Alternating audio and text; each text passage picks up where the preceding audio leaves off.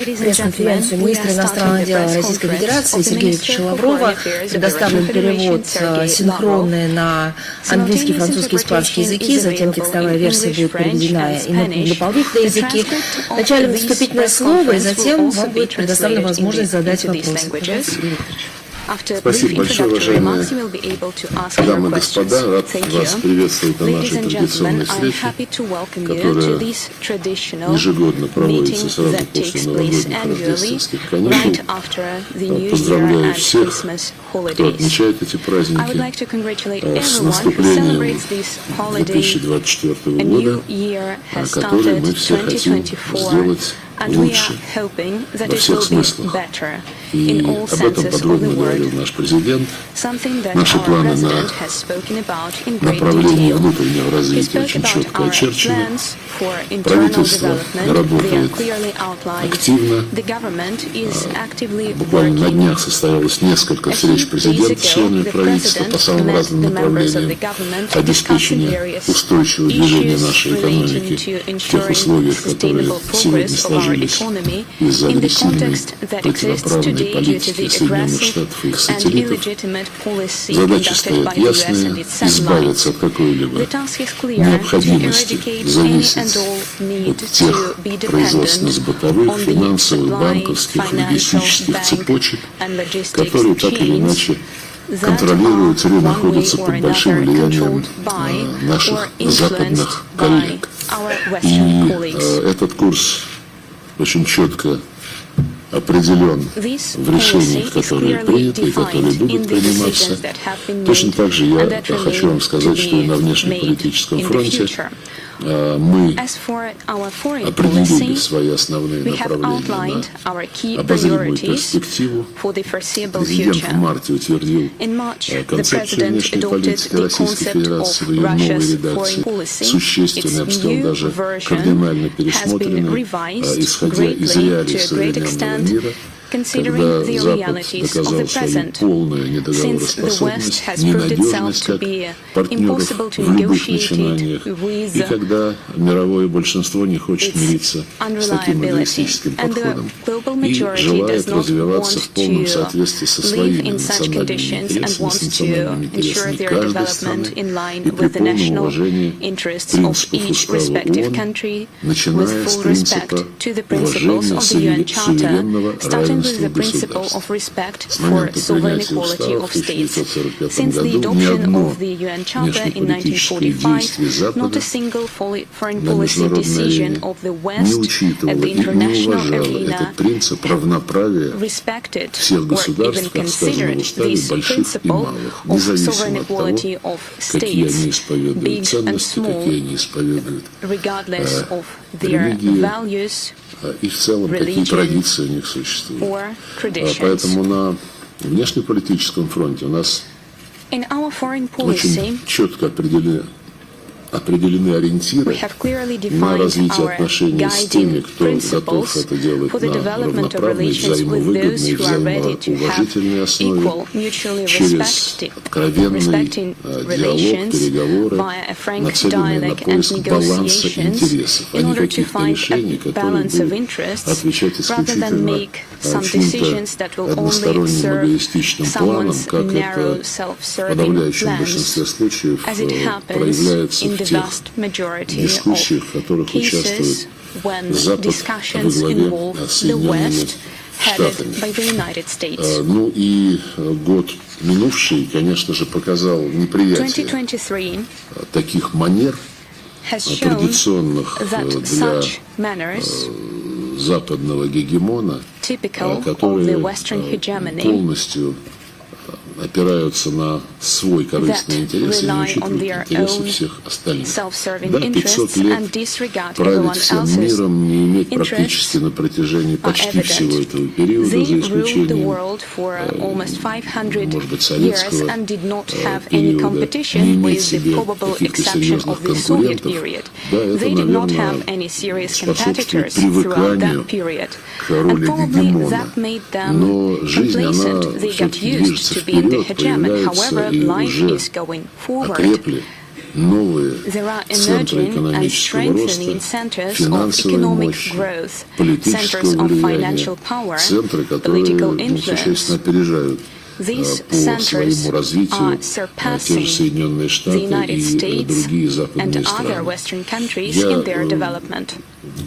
уверен, что вы знаете о наших I'm sure оценках that you are aware развития of our отношений assessment of the с Китайской situation Народной Республикой. Это in the наиболее relations быстро растущая with the People's экономика Republic наряду of China, с индийской the экономикой. fastest Отношения с growing economy Китаем in the world, together with India. переживают наилучший Our период relations многовековой with China истории. Для нас особенно ценно, что в свой Living первый through the государственный best визит period in the после history, it is переизбрания particularly на пост valuable председателя КНР Си Цзиньпин President Xi Jinping нанес в марте paid his 2023 года в Москву, visit и after в свою his очередь re-election to президент Путин в Moscow октябре in March тоже прошлого года 2023. посетил Китай In для his turn, участия President в Putin третьем also visited международном China форуме in October «Один пояс 2023 to и один participate путь». in the Belt and Поступательно Road продвигаются отношения Forum. особо привилегированного стратегического партнерства с Our Индией. relations of strategic and Здесь тоже privileged partnership with регулярный India диалог на are высшем consistently уровне, developing. We контакты maintain между regular contacts отраслевыми ведомствами on по the линии highest level. We внешнеполитических also have contacts министерств. between our Ну foreign и policy agencies если мы говорим and о other нашем ministries and близком agencies. окружении, то, конечно же, Speaking это of our страны immediate Ближнего neighbors Востока, Иран, Турция, and Саудовская Аравия, close-minded Арабские Эмираты, Катар. like-minded countries, И, the безусловно, Middle мы East region, including заинтересованы United в Arab развитии Emirates, отношений не только Qatar, по Iran, and двусторонним other countries каналам, of the но и с region региональными are of структурами, interest. And we are interested in созданы cooperating многими with из наших individual партнеров, countries имею and в виду regional Совет сотрудничества structures арабских alike. государств Персидского залива, The имею в Gulf виду Cooperation Лигу Council, арабских the государств, Arab АСЕАН, League, ASEAN, Африканский the союз, African Union, сообщество стран Латинской Америки, CELAC, Карибского бассейна и другие.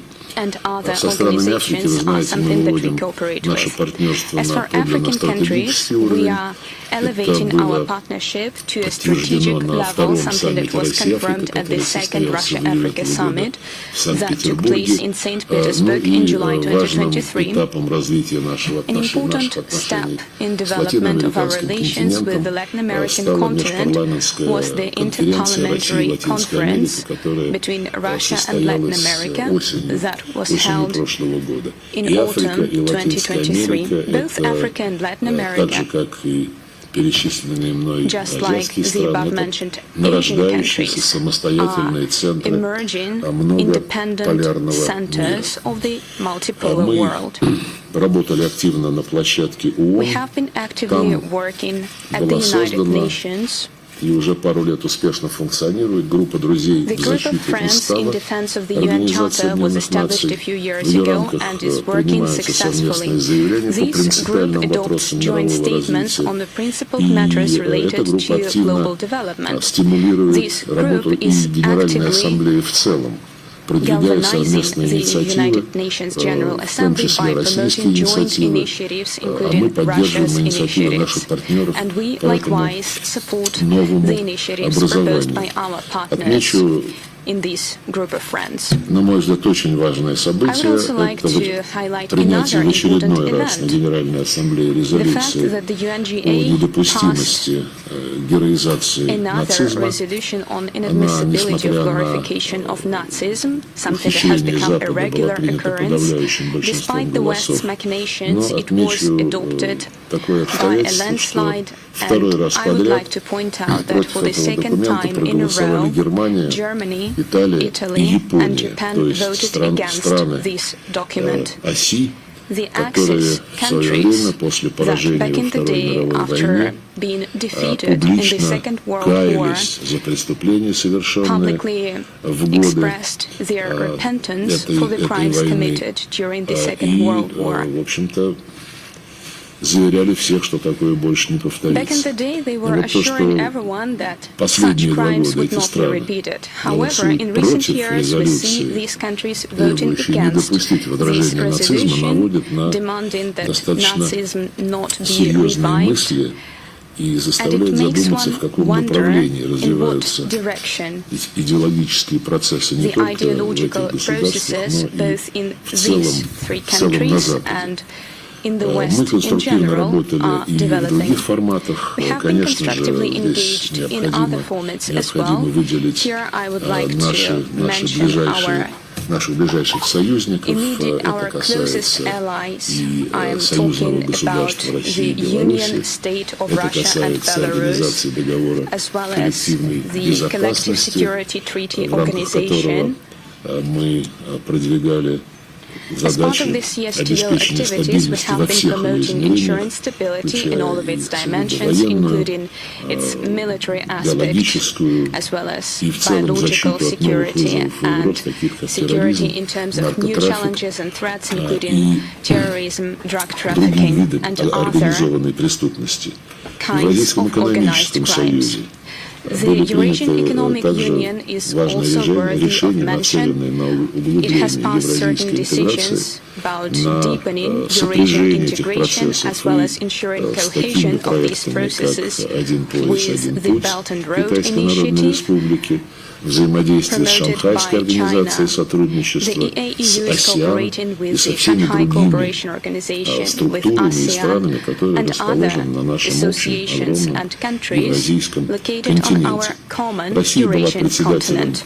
в содружестве Russia независимых chaired государств, the Commonwealth of вернее, стала Independent States, председателем в этом году, CIS, и мы correction, Russia has имеем в become виду chairman продолжать of the те CIS, полезные and we проекты, которые intend стартовали to continue в the году useful предыдущем, projects that в том числе, started конечно last же, year. будем уделять особое For внимание example, we are going to pay учрежденной particular на attention саммите в to Бишкеке осенью прошлого the года fact that in Международной Bishkek in организации autumn по last русскому year, an языку. Эта international инициатива organization for Казахстана, the она была Russian одобрена language всеми was членами established. Содружества, This но initiative was организация, proposed by которая была Kazakhstan and учреждена, received открыта support для by участия all members of любого the Commonwealth. This государства мира, organization и is мы знаем, open что for русский participation язык to all популярен countries of the на world. всех We know континентах, that the Russian рассчитываем, что language is в этой popular организации будет everywhere много in the world, заинтересованных on all continents, and we are участников. hoping Я that упомянул there will be Шанхайскую a организацию lot of сотрудничества members как interested in the такой зонтичный participation. проект, I have mentioned the в Shanghai рамках Cooperation которого наряду с Organization as an Евразийским umbrella экономическим project. союзом мы Together with the в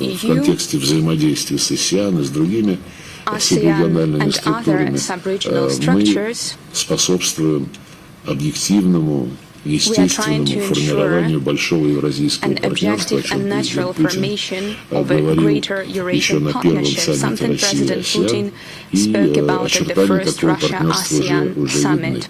And Важно we can в already нынешних see the условиях, чтобы contours of this emerging экономическое partnership. партнерство, которое In this context, it's отвечает essential to make интересам sure всех that стран an economic нашего partnership общего serving the interests континента, of all countries сам on Бог our shared велел нам continent использовать вот эти is объективные developed. конкурентные It would преимущества be расположения wrong на to одном miss пространстве, out причем on the пространстве, advantages of которое existing on this shared является space, локомотивом this роста shared мировой continent, экономики уже долгое especially given время, that и this на долгие continent годы has been a будет driving эту роль force in the сохранять. growth of Но global помимо economy for many years взаимных and will экономических, remain one for many взаимовыгодных years to экономических come. проектов, конечно, Besides важно mutually beneficial economic projects, обеспечивать на we этой also основе, need независимо от других факторов, военно-политическую ensure безопасность в military Евразии. and Будем political выступать за то, security in чтобы Eurasia. эта We задача are going решалась to странами make sure that континента, this task без is resolved by попыток countries of the внерегиональных continent государств without any attempts from out-of-region внедряться в countries эти процессы, to так сказать, со insert своим themselves into уставом. these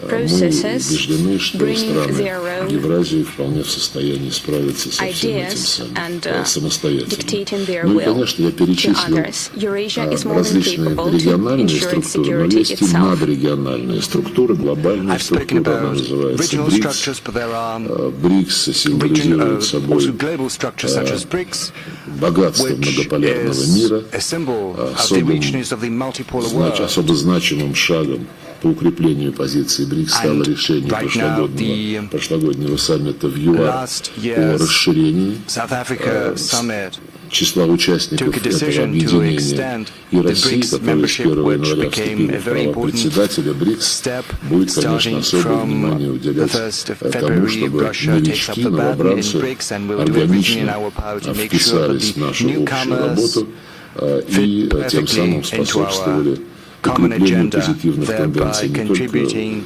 внутри to БРИКС strengthening таковой, positive trends not но just и на within международной BRICS арене в интересах itself, but мирового also большинства. in the Если international учесть, arena in general, что in the interest of the world более majority. 20, Given the или даже fact ближе к that 30 more than стран 20 заинтересованы countries, в almost сближении 30 с countries БРИКС, are то у interested этого in getting closer together with объединения с BRICS. глобальным Given составом that, участников, this association конечно, with the мы видим global membership очень большое in будущее. our eyes Скажу также о has a том, bright что future ahead of it. мы I would also like to по-прежнему add отдавали that приоритет just as we защите did законных previously, интересов, we законных прав российских give граждан за priority рубежом, to protecting то, как legitimate они rights of подвергаются Russian citizens дискриминации abroad, the fact that they в are facing странах discrimination коллективного Запада, in вы the хорошо countries of the знаете, collective многие из West. вас This об is a этом fact пишут, well в known to you. отличие от Many of you ваших are writing about that, западных коллег, которые все unlike чаще your Western пытаются скрыть правду counterparts who are о increasingly том, often как trying to hide себя the ощущают truth журналисты about в how странах, journalists так сказать, feel устоявшейся демократии, in the извините countries за of выражение. well-established Вот. democracy. Но помимо Pardon the expression. повседневных проблем, с которыми But apart сталкиваются from the наши everyday граждане problems that в США, our в citizens Европе, are facing in the US and в in других Europe, государствах, as well as in other конечно же, countries, никуда не исчезают certainly чрезвычайные ситуации, как at the present are природные, emergencies так и of творимые человеком. И natural вот последнее время origin мы as well as активно содействовали man-made эвакуации disasters. So россиян и recently граждан стран we have СНГ, да и been некоторых assisting других in the государств evacuation of Russian citizens из as well сектора as the Газа, а за CIS countries несколько and some other месяцев до countries этого from the из Судана, где тоже Gaza разразился Strip, внутренний and some months конфликт. before that we helped with the В плане evacuation общественной from дипломатии Sudan where a выделю conflict had broken out. такую веху ее As развития, far as как public создание в марте diplomacy прошлого is года concerned, I would like to международного point движения out русофилов, such a milestone неформального as the объединения establishment of the людей, которые International проживают Russophile на Movement разных last year. This материках, is на an разных informal континентах и ощущают духовную, association of культурную people who live близость across different continents с and Россией. yet feel Планируется some kind of проведение, spiritual proximity состоялось with Russia. учредительное The собрание этого движения, а первый inauguration of the полноценный movement его съезд took намечен place and the на first Congress первую is половину нынешнего scheduled to take года. Ну и, place in the конечно, мы first half of 2024. продолжим продвигать We're most идеалы certainly правды, going справедливости в to promote международных the делах. ideals of truth Будем делать and все, чтобы justice международные in отношения international стали affairs. We более shall spare демократичными. no efforts to render И international relations в more этом смысле мы democratic. активно, наше And in министерство that активно sense, поддерживает the Russian Foreign инициативу Ministry «Единой is России» по actively проведению в Москве supporting the United Russia initiative of международного hosting межпартийного форума an international сторонников interparty борьбы forum с современными of практиками неоколониализма. advocates Очень of the fight актуальная against тема, the учитывая, что modern practices of неоколониалистская neocolonialism. The сущность plans are to host that политики event Запада, in она Moscow. The во neocolonial многом nature and присутствует и в essence нынешних of the действиях West's Соединенных policy Штатов и их союзников, is и смысл ее pronounced in the остается current policies прежним. pursued by the US and its Использовать allies, в свою and the essence is пользу, basically the в same as it своих used to be, интересах namely to ресурсы use других to и their own жить за счет advantage the resources других coming стран. from other countries, И in other предстоящий words, форум, basically living я at the expense of other обращаю countries. ваше внимание, The предстоящий forthcoming форум forum обещает быть весьма и весьма promises интересным to be и very важным событием. interesting.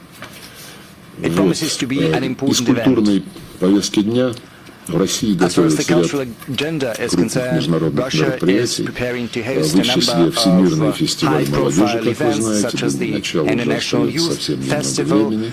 As you Игры know, будущего, but little time is left before комбинация its физического opening, спорта и also киберспорта, игры Games of the БРИКС, Future, и те и другие игры integrating состоятся physical в sport Казани, and игры also будущего cybersport, в the феврале, BRICS Games а in БРИКС Kazan летом. in Готовится международный February, песенный конкурс and in «Интервидение», summer интерес к участию в котором these events are going to проявили take place. The многие International страны Intervision Singing мирового Competition большинства. is also going to Ну be и, конечно held, же, мы and it is сделаем going все to be возможное, attended by чтобы representatives of the world все наши гости, majority. которые приедут на And we will упомянутые и do на everything in многочисленные our другие power to make sure that the мероприятия, guests of ours who ощутили come в to полной these мере events русское and to other радушие, events гостеприимство, как enjoy это было в and take advantage of the 2018 Russian году, когда мы hospitality, принимали just as it was the case финальную in часть 2018 чемпионата when мира Russia по hosted футболу. Но в the World заключение Cup хочу finals. подтвердить, нашу открытость к общению с представителями средств массовой информации в самых разных форматах, присутствующие здесь представители министерства,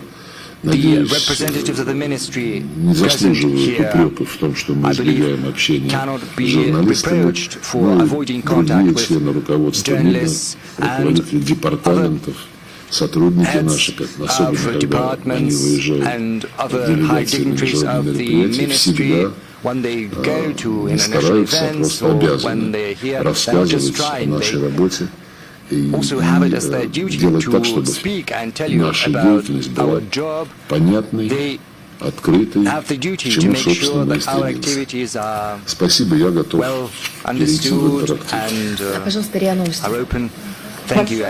Кристина Родригес, РИА Новости. У меня, если позволите, Сергей Викторович, два вопроса. Первый вопрос. Сергей Викторович, как вы считаете, в случае, если на Украине состоятся выборы в этом году, может ли там к власти прийти человек, который будет готов разговаривать с Россией? И насколько принципиально для России в вопросе будущего урегулирования конфликта заключение Киевом соглашения о безопасности с Лондоном и впоследствии с другими странами «семерки»? Значит ли это, что нейтрального статуса Ukraine and Great Britain has been concluded, and also what do you think about the probability of conclusion of similar agreements with other countries, like the G7 countries? Honestly, we are not that concerned with the hiccups that come up and the political life of Ukraine. Yes, the issue of elections has come up. We have heard that the West is insisting that Zelensky should hold such elections, probably supposing that the electoral campaign and the vote itself would probably русло интересов Запада, потому что он все чаще отбивается от рук. Зеленский публично объявил о том, что он не будет никакие выборы организовывать, потому что идет война. Ну, это напоминает, знаете, очередную такую инсценировку и отражает исключительно желание этого человека и его сподручных, которые всем хорошо известны, максимально держаться за власть. Я вижу именно такое желание. Запад хотел бы иметь больше гибкости, потому что они, видимо, уже поняли, что блицкриг, который был так разрекламирован, с конечной целью нанесения стратегического поражения России, это все иллюзии, и что ситуация кардинально изменилась, ну, прежде всего, в западных умах. Они поняли свою ошибку, ее признать трудно, и это выражается в том, что они сейчас ищут какие-то внешние сигналы, позволяющие вроде бы и Украину поддерживать, а с другой стороны, позволяющие подталкивать Киев к тому, чтобы он все-таки стал более покладист и стал слушаться западных своих начальников. Насколько это будет реализовываться, мне сказать трудно. У вас вторая часть была вопрос какая-то. Часть была относительно принципиально для России вопроса будущего регулирования конфликта с исключением Киева соглашения вот с Лондоном о безопасности. Да, но эта история, она уже не новая. Несколько месяцев назад, когда у них были столкновения по поводу того, принимать ли Украину в НАТО или Евросоюз, и не все были за, не все были счастливы, все прекрасно понимали, что это очередной совершенно бессмысленный и безответственный шаг, рискованный шаг для европейской безопасности. Ну и вот как такой, знаете, полуфабрикат было изобретено заключение соглашений двусторонних с отдельными западными странами. Я слышал о том, что содержится в документе, который был согласован между Зеленским и Сунаком, я не видел в анализе этого документа каких-либо юридически обязывающих положений, но если только таковым не считать обязательства Украины в случае, если кто-то нападет на Великобританию, обеспечить защиту этих островов, ну, достаточно так анекдотично, но, с другой стороны, вы знаете, все-таки это продолжение жанра. Квартал 95, сейчас, может быть, он как-то по-другому будет называться. Мы не возражаем против тех договоренностей, которые заключают другие страны с Украиной, но это нисколько не меняет нашу цель. Это было подтверждено буквально на днях президентом Путиным. Мы будем цели специальной военной операции достигать последовательно, настойчиво, и мы эти цели достигнем. Запад, он периодически посылает какие-то сигналы, потом эти сигналы отзываются.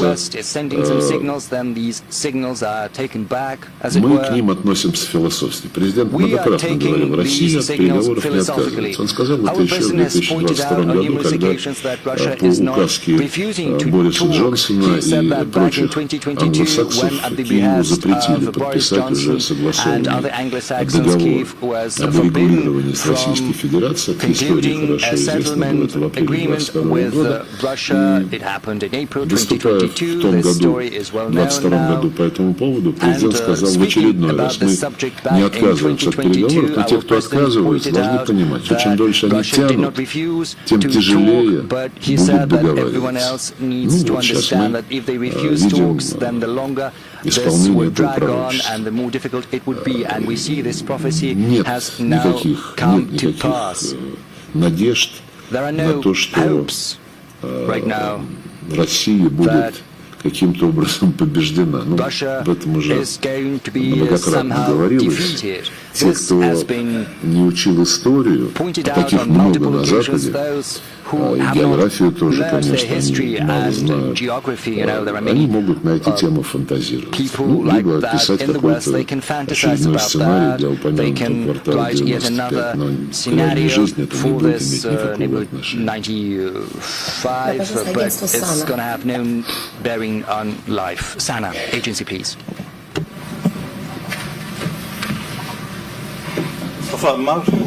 Агентство САНА и канал Сурия. Sana Agency Syria. Позвольте сначала поздравить вас с Новым годом, пожелать вам российскому народу побед на всех фронтах.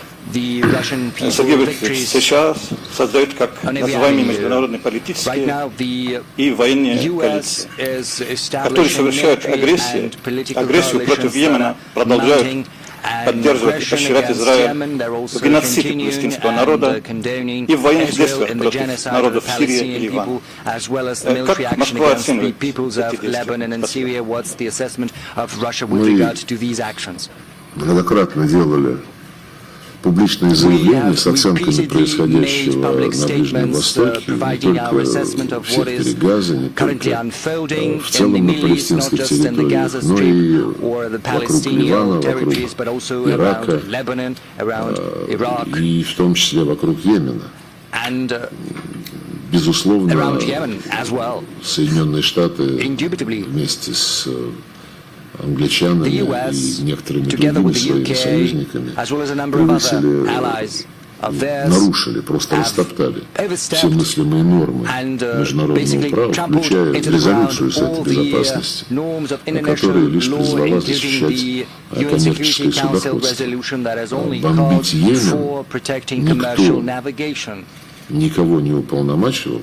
Ну, собственно, так же, как и никто в 2011 году не уполномачивал НАТО бомбить Ливию. Там была резолюция, которая просто объявила, как вы помните, создание бесполетной зоны над ливийской территорией, имея в виду, что ливийские ВВС не будут летать. Они не летали. Поэтому никакого, даже вот притянутого за уши повода применять силу там не существовало. Мы страну разбомбили, превратили ее в черную дыру. До сих пор ливийское государство никто не может собрать воедино. Огромное количество беженцев хлынуло в Европу, от чего она страдает. Американцы не страдают, и англичане тоже не страдают. А в направлении уже центра Африки хлынули террористы, которых Запад использовал для того, чтобы свергнуть Каддафи. Такой же беспредел наблюдается и в том, что сейчас делается в отношении Йемена. Это всем прекрасно понятно. И оправдательные заявления, которые звучат из Вашингтона, они выглядят, вы знаете, как очень жалко, я бы сказал. И на всем на этом фоне госсекретарь Блинкен на днях в Давосе, в Давосе это было, заявил, что все страны Ближнего Востока хотят присутствия Соединенных Штатов в регионе и хотят, чтобы Соединенные Штаты играли ведущую роль в регионе. Насколько они хотят страны региона, трудно мне судить, надо у них спросить, но вот одна страна, которая называется Ирак, приняла решение уже несколько лет назад, которая гласит: уважаемые господа американцы, большое спасибо, вы тут у нас погостили, ваши военные базы здесь были, давайте мы как-то это вот закончим, и мы вас проводим домой. А американцы просто не выходят. Вот совсем недавно вновь из Багдада звучали такие слова по поводу нежелания американцев просто оттуда убираться, хотя их давно уже приглашают на выход. Печально. И особенно печально то, что вот Блинкен также упомянул, что только США могут сыграть посредническую роль, только США могут достичь какого-то там урегулирования между палестинцами и израильтянами. Он про это говорил. Мы слышим и знаем про такие полузакрытые контакты с участием США, Израиля, отдельных арабских государств. Но как-то все эти контакты не предполагают прямого диалога между палестинцами и израильтянами, а предполагают, что как-то взрослые дяди, так сказать, где-то договорятся о том, как дальше жить палестинцам, и потом им это предъявят. Это не будет иметь никакого успеха. Только прямой диалог, который необходимо возобновить. Он шел, он был, да, тяжелым, но продвижение все-таки достигалось при поддержке международного квартета международных посредников. Мы неизменно выступали за то, чтобы к деятельности квартета, это США, Россия, ООН и Евросоюз, обязательно подключались представители Лиги арабских государств. Это блокировалось американцами и европейцами, к огромному сожалению. А потом Соединенные Штаты вообще распустили, как они считают, квартет и монополизировали весь посреднический процесс. Вспомните, еще в сентябре прошлого года советник по национальной безопасности США Салливан заявлял, что никогда еще не было такого спокойного развития ситуации на Ближнем Востоке, как вот за последние там пару лет. И через месяц разразился конфликт в секторе Газа. Так что здесь надо все-таки полагаться на коллективную работу, от которой Соединенные Штаты уже отвыкли. Они привыкли диктовать. Буквально в понедельник состоится, во вторник, в следующей неделе состоится специальное заседание Совета Безопасности ООН. По этому вопросу мы планируем участвовать. Я должен направиться в Нью-Йорк с этой целью. Там мы изложим наши предложения, которые в общем-то, нацелена именно на возобновление коллективных начал, а не на попытки в одиночку все порешать. Причем не только там Соединенные Штаты ведь хотят свою повестку дня продвигать по всему миру. Посмотрим. Наверное, жизнь должна научить всех наших западных коллег и страны региона, прежде всего, должны настоять на том, что им жить здесь. И для них безопасность всех расположенных там государств имеет решающее значение. Советы извне, наверное, запрещать никто не собирается, но окончательное решение должны принимать сами регионалы. И главным направлением усилий должно стать создание палестинского государства в полном соответствии с решениями Совета Безопасности, государство, которое, как записано в этих решениях, было бы дееспособным и существовало бы в безопасности и добрососедстве бок о бок с Израилем и с другими странами региона.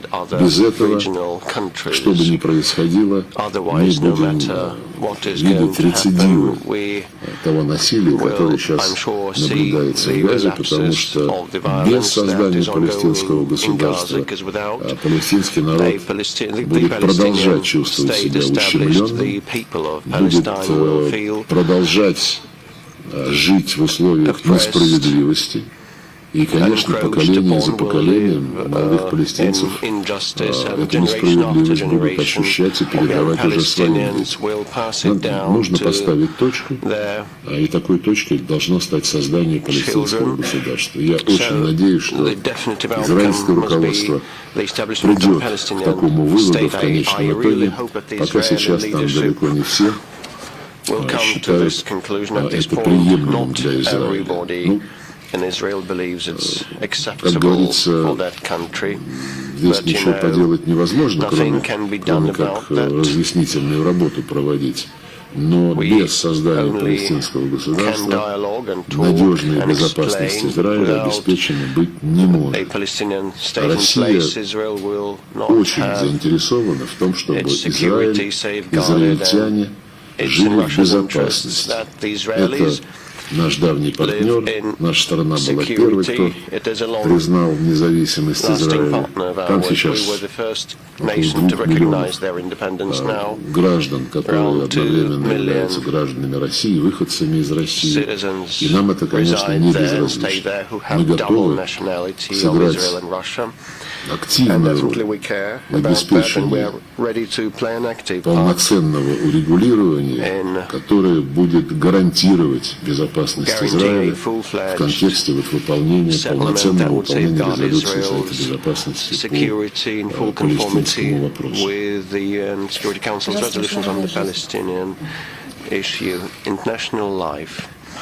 Спасибо, международная жизнь. Сергей Викторович, в прошлом году была такая информация, что США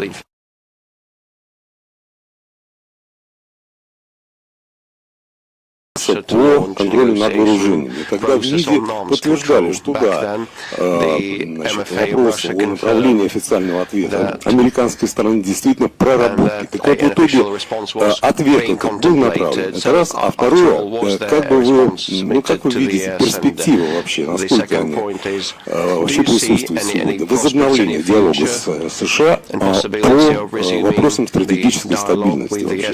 Возможно это, уместно сейчас, полезно с учетом текущих обстоятельств в контексте, конечно, конфликта с Западом и на фоне откровенно враждебной политики Вашингтона.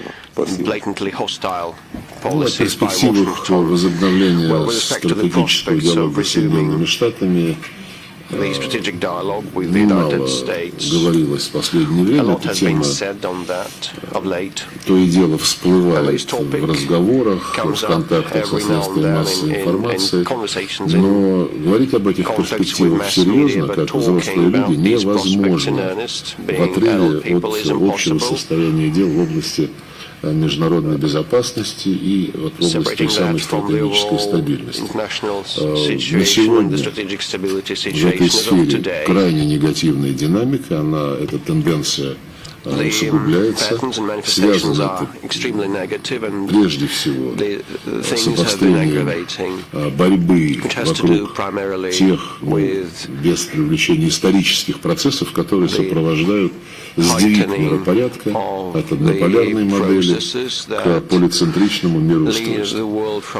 Запад, который, как я уже сказал, 500 лет руководил всеми процессами на Земле, и он, конечно же, сопротивляется весьма ожесточенно, мы это наблюдаем, не хочет допустить переход к многополярности, тем самым идет против естественного хода, объективного хода истории и пытается держать глобальное доминирование, которое, все вы наблюдаете, факта, конечно же, ускользает.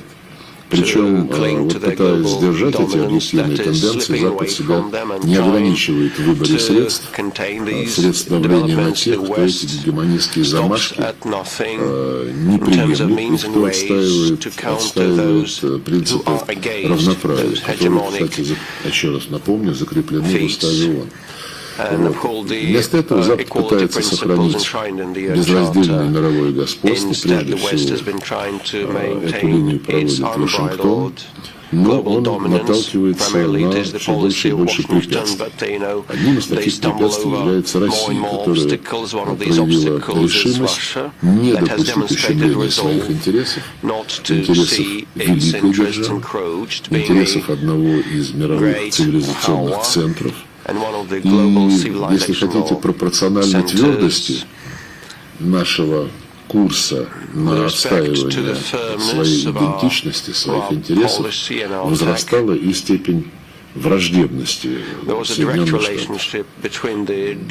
Вашингтон взял курс на безудержную экспансию антироссийски заряженного блока НАТО, экспансию на постсоветское пространство, спровоцировал конфликт вокруг Украины, и мы, как вы знаете, не стали мириться с использованием киевского режима в качестве инструмента создания прямых угроз нашей безопасности, причем не где-то через океан, а непосредственно на границах нашей страны.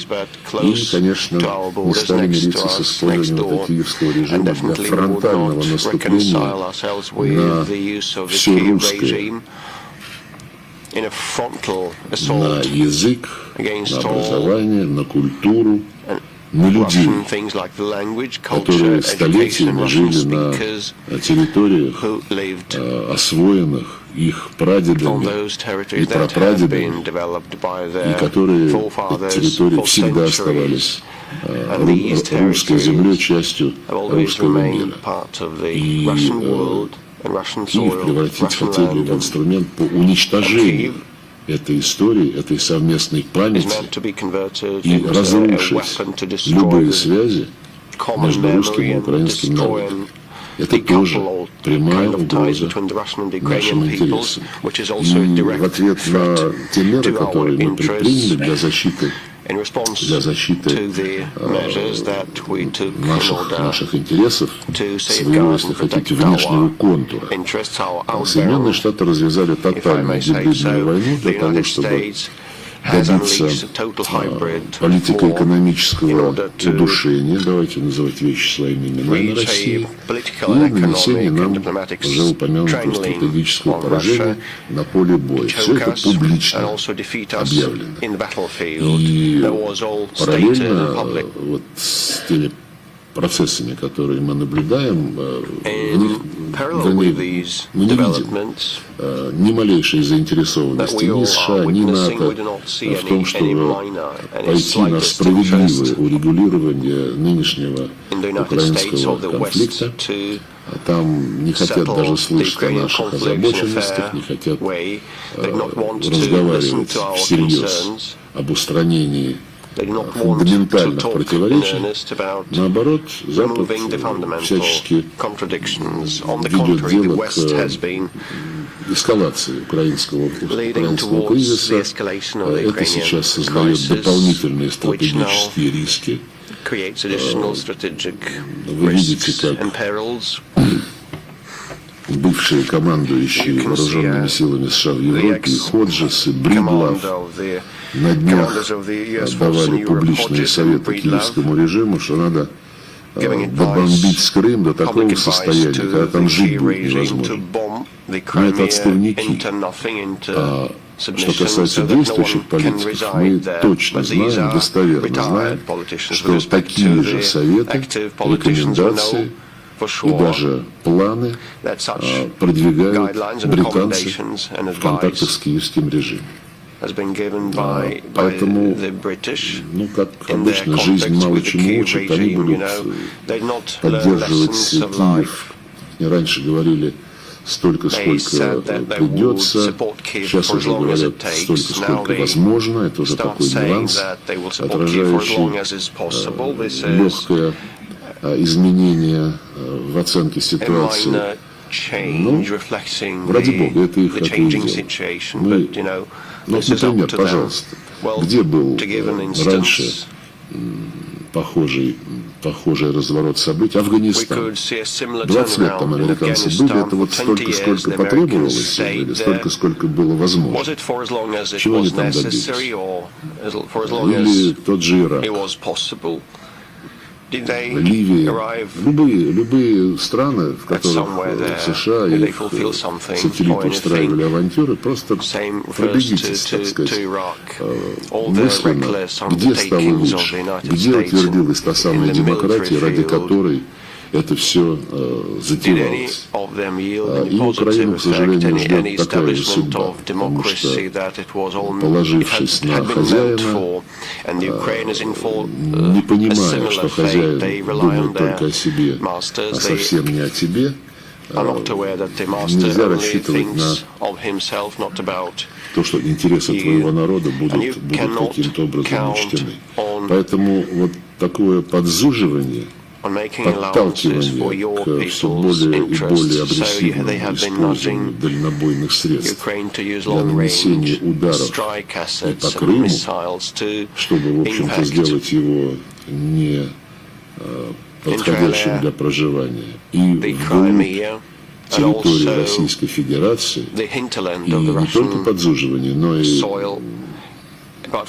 передача соответствующих вооружений, это говорит о том, что Запад не хочет никакого конструктивного решения, которое учитывало бы законную озабоченность Российской Федерации. Вот, а такая деструктивная политика, которую, конечно, возглавляет Соединенными Штатами, привела к очень глубокой, ну, прямо скажем, деградации российско-американских отношений и коренному изменению обстоятельств в области безопасности по сравнению с теми, которые существовали, когда заключался договор о стратегических наступательных вооружений. Вашингтон просто отбросил в сторону все те понимания, все те принципы, на которых наша страна в свое время согласились налаживать взаимодействие, в том числе взаимодействие по контролю над вооружением. В преамбуле договора об СНВ отражена наша договоренность о приверженности принципу неделимости безопасности, когда никто не укрепляет свою безопасность за счет безопасности другого. Принцип был растоптан в контексте подготовки и развязывания украинского конфликта. Там же в преамбуле записано обязательство России и США выстраивать отношения на основе доверия и сотрудничества. О каком доверии может сейчас идти речь?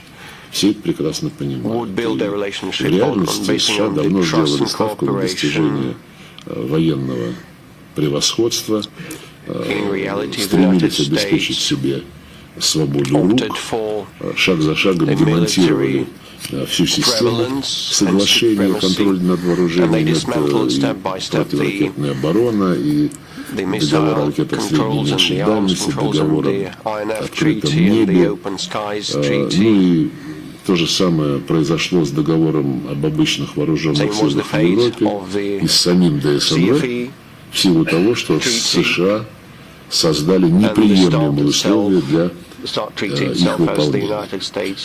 Именно американская сторона, напомню об этом, заморозила в свое время двусторонний стратегический диалог, ссылаясь на неблагоприятный военно-политический фон, они отменили, по-моему, осенью 22 года, раунд, который мы были готовы проводить, но вдруг, не так давно, они снова вспомнили про важность контроля над ядерными вооружениями, начали нам направлять, в том числе вот на упомянутые вами бумаги, какие-то сигналы, якобы имеющиеся в них готовности возобновить диалог по этим вопросам.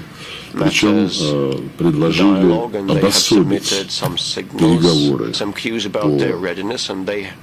стратегической стабильности от общего военно-политического контекста. А этот контекст, как вы можете видеть, ежедневно является просто непримиримо враждебным по отношению к нам. И нам сказали, да, вот мы вас поносим на каждом углу, называем агрессором, требуем, чтобы вы ушли на границы 91 года, чтобы отстали от бедной демократической Украины. Да-да-да, это мы все делаем.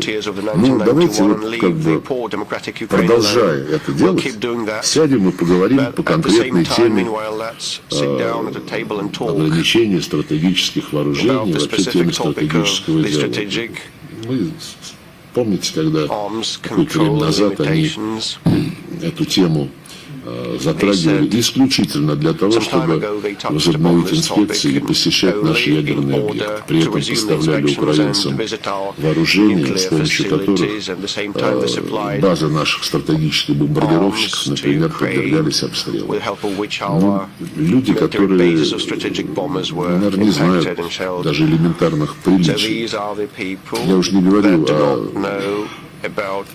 комплексном понимании национальных интересов и комплексном понимании возможного на международных переговорах. А здесь даже вот элементарное приличие не соблюдается, но нас это не удивляет. То есть получается так, да, вот вы наш враг, мы вас объявили врагом. Но вот насчет того, как нам бы опять посмотреть на ваш стратегический ядерный арсенал, он готов поговорить. Это другое. Цель их понятна, под лозунгом о взаимности постараться каким-то образом обеспечить контроль за нашим ядерным арсеналом, как я сказал, минимизировать ядерные риски для себя, а риски, конечно же, возникают в результате силового давления на нашу страну. Там уже все больше и больше говорят о вероятности прямого столкновения ядерных держав. Каких-то сдерживающих факторов на Западе в этом отношении становится все меньше и меньше. И когда те же поляки, британцы всерьез рассуждают о том, что надо подготовить какие-то подразделения натовские для того, чтобы они зашли на Украину, заняли там определенные позиции. Это люди, которые находятся у власти. Вот, поэтому мы считаем американские идеи неприемлемыми. Они, кстати, не скрывают своих замыслов. Вот, при разговоре о стратегической стабильности не ядерный компонент военного противоборства, не ядерные силы вывести за скобки.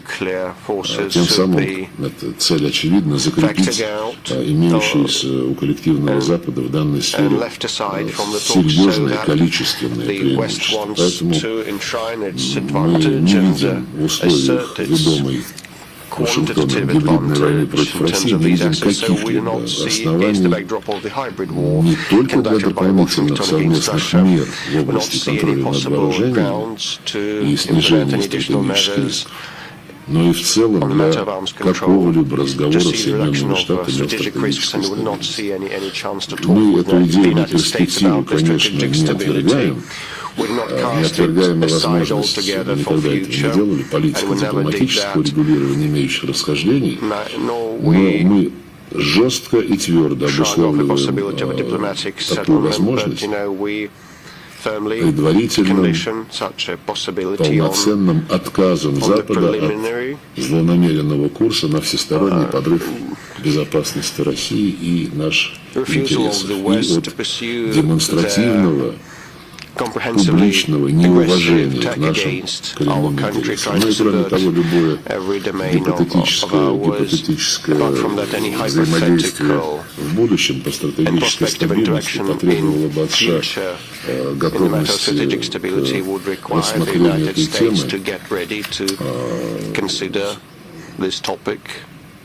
с учетом всей взаимосвязи значимых для стратегической стабильности факторов, а не только тех аспектов стратегической стабильности, которые конкретно интересуют Вашингтон. К такому всеобъемлющему рассмотрению проблем страт стабильности американцы не тяготели никогда.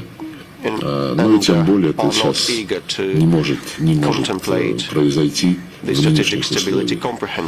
Вот, поэтому понадобится устранить критически значимые противоречия в области безопасности, которые несет экспансия НАТО на восток. Напомню, об этом мы говорили еще в декабре 2021 года. Вернее, говорили об этом давно, а в декабре 2021 года выдвинули конкретные предложения, которые могли бы предотвратить нынешний конфликт, тем самым спасти бы экономику Европы, которую сейчас американцы топят активно и результативно. Но наши предложения декабря 2021 года были отвергнуты, как вы знаете.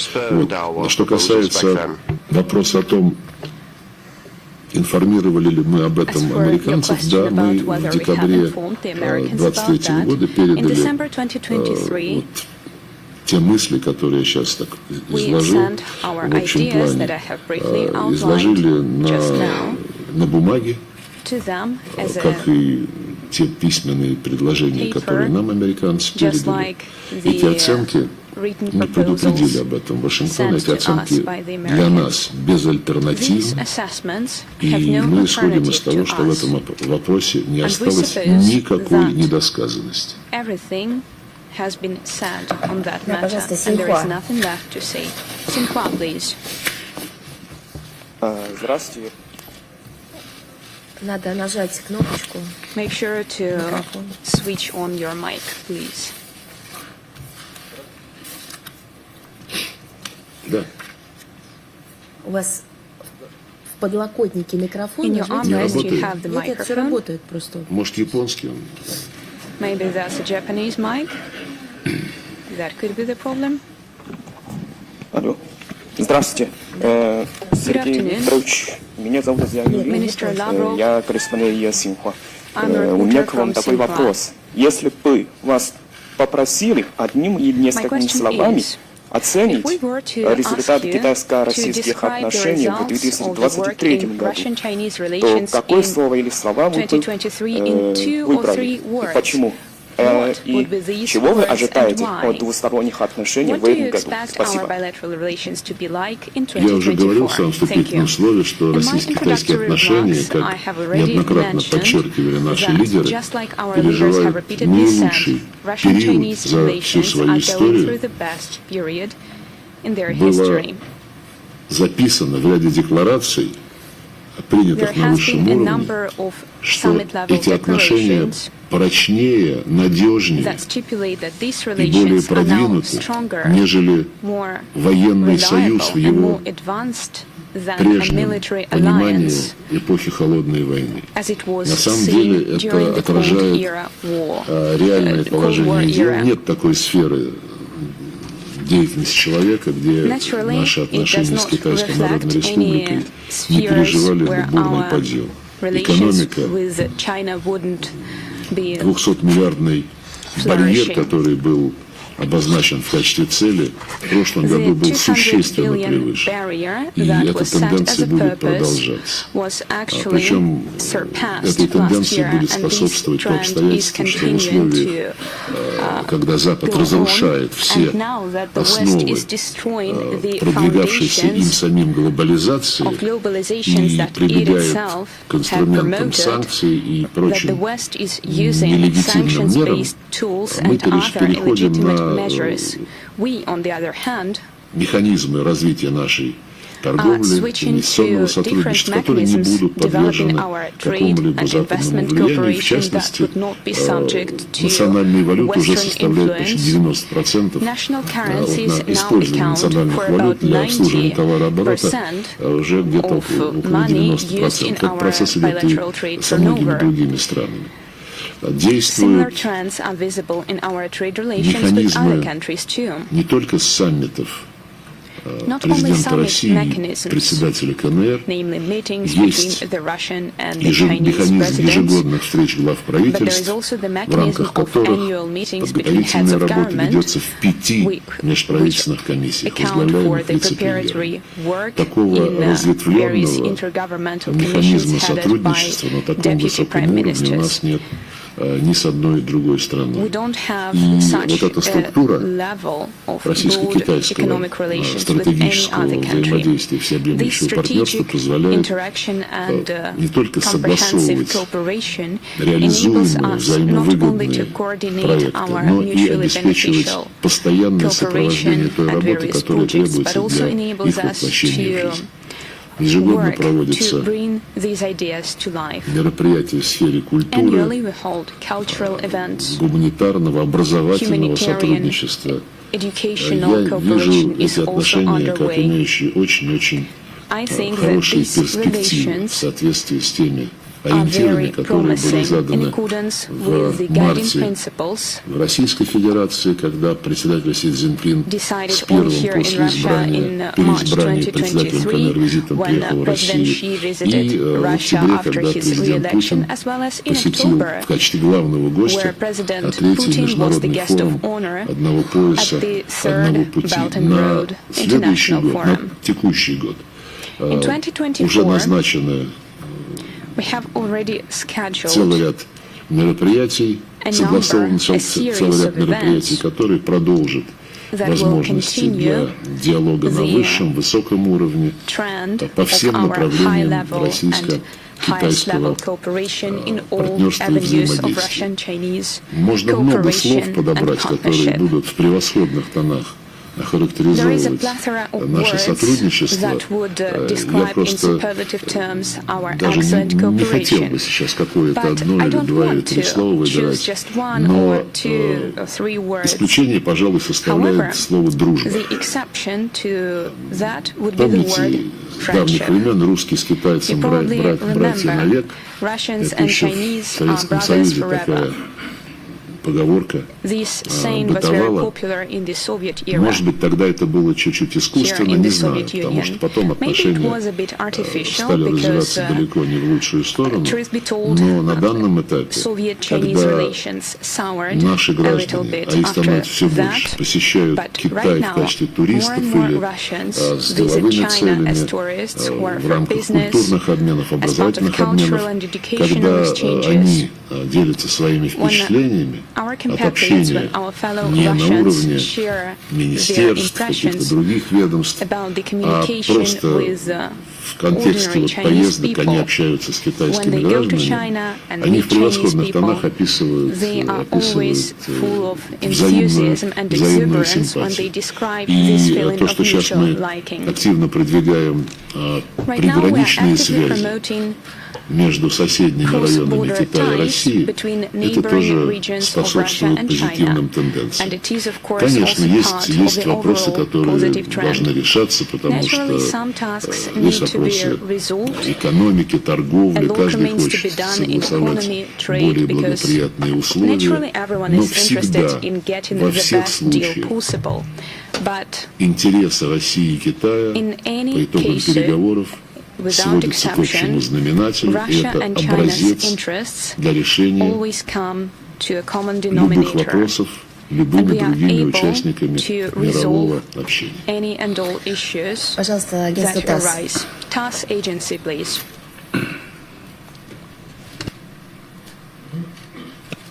Здравствуйте, Сергей Викторович, агентство ТАСС, Попов Артем. У меня два вопроса коротких, буквально на одном выдохе.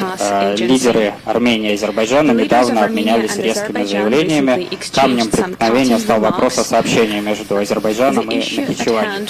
Баку требует, чтобы грузы и люди передвигались на этом пути без проверок, иначе граница с Арменией не будет открыта в любом другом месте. В Ереване с подобной риторикой не согласны.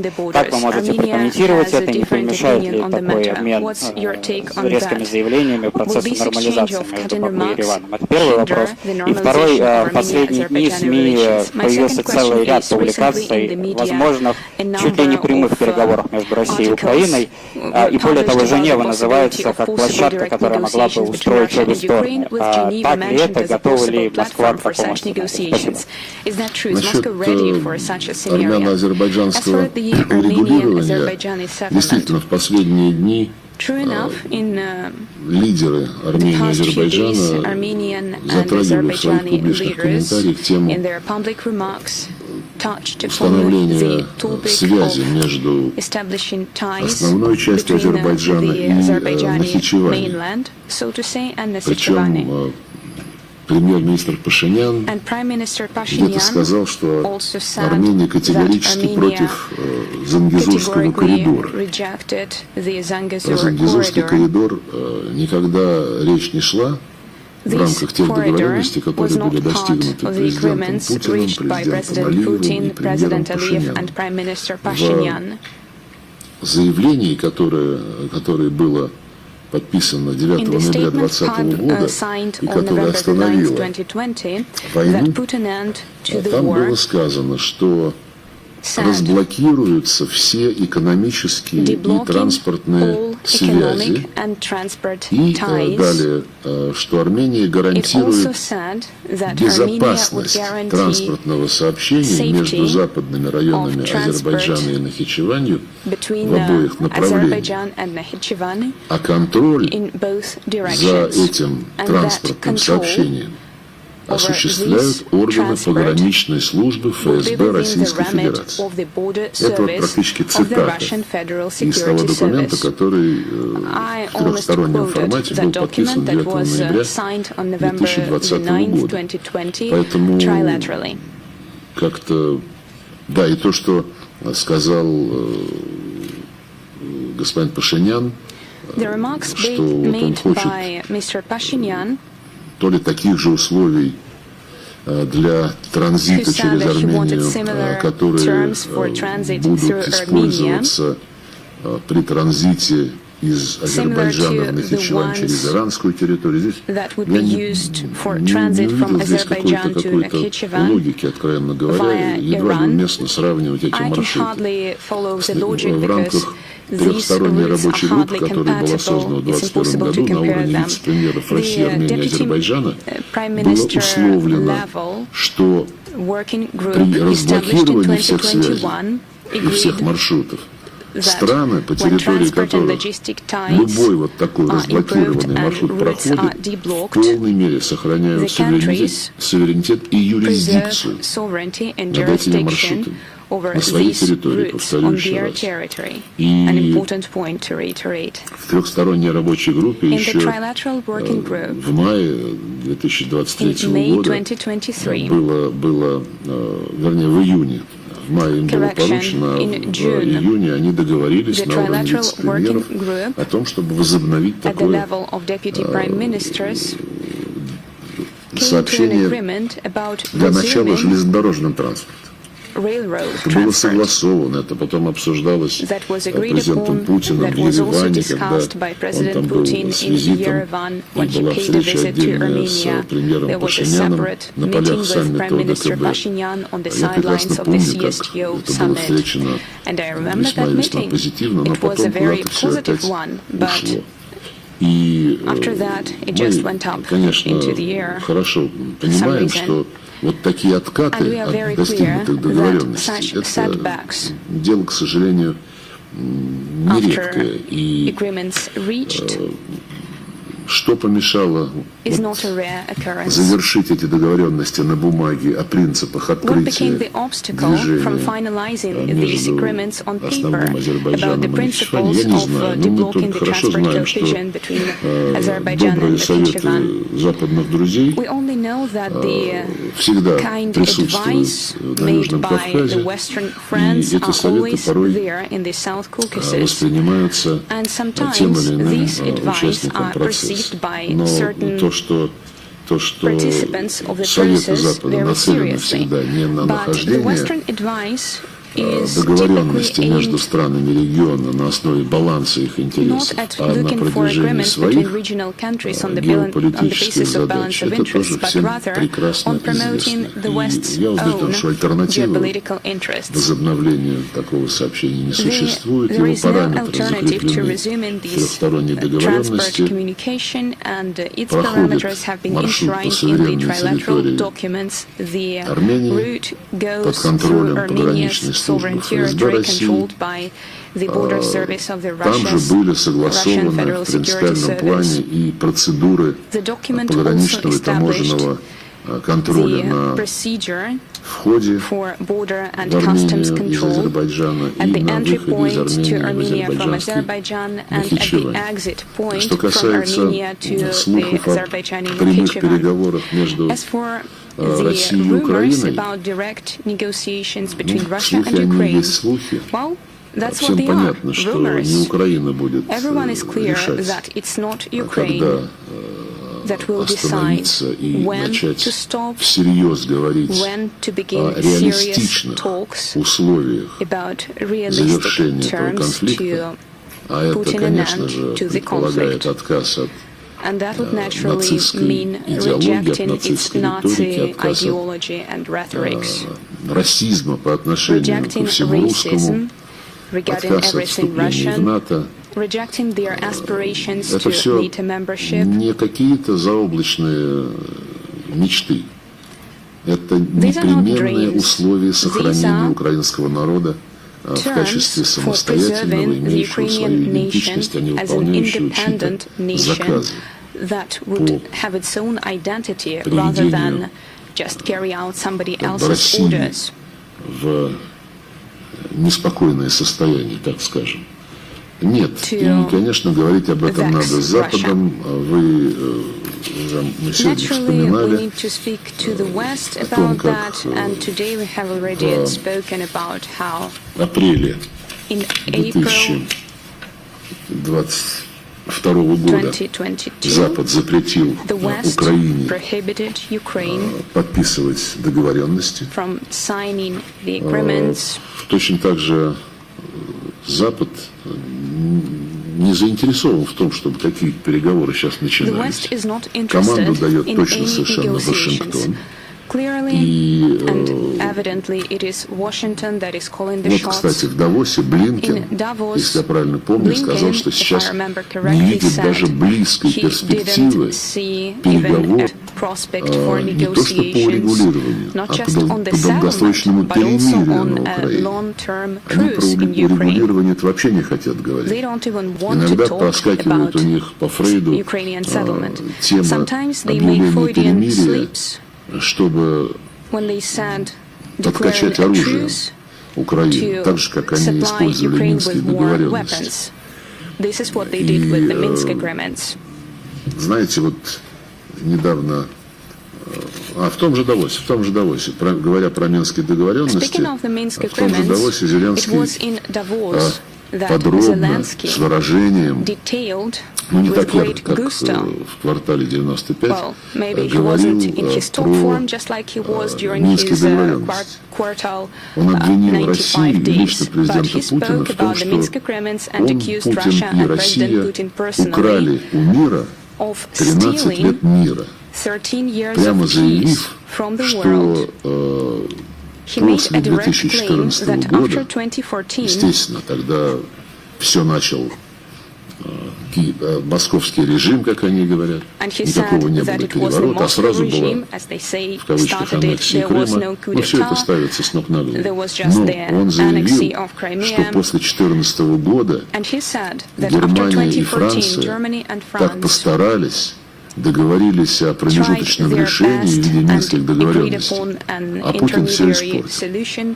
Это поразительно, как человек может с голубыми или какие там у него глазами излагать подобные вещи. Всем хорошо известно, что, во-первых, что минские договоренности были никаким не промежуточным этапом. Они предполагали окончательное закрытие этой проблемы. И они были утверждены Советом Безопасности. А во-вторых, эти минские договоренности, как вы знаете, не были разрушены Путиным. И Меркель и Оланд не пытались сделать так, чтобы они сработали. И та, и другой признали, что они подписали эти договоренности только, чтобы выиграть время и готовить Украину к войне. Вот. То есть Зеленский, это очевидные факты. Они звучали в публичном пространстве многократно. Их анализировали, обсуждали, комментировали многие политики и журналисты. Но Зеленский, ничтоже сумняшься, просто врет мировому сообществу с трибуны того самого Всемирного экономического форума в Давосе. Поэтому как с такими людьми разговаривать, тем более, что его декрет, запрещающий переговоры с Россией, до сих пор не отменен. Президент Путин пару раз комментируя эту тему сказал, пусть для начала декрет отменят, а там мы посмотрим. Пожалуйста, has to be abolished. And then we'll see.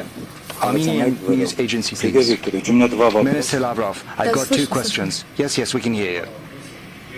Уже упомянулось интервью Илхама Алиева, где прозвучали такие агрессивные заявления в адрес Армении. В Армении уже назвали премьер-министра таким ударом по переговорному процессу. Министр иностранных дел Армении заявил о регрессе в переговорном процессе. Как вы сейчас оцениваете, первый вопрос, как вы сейчас оцениваете ситуацию в переговорном процессе между Ереваном и Баку и позицией России по этому вопросу?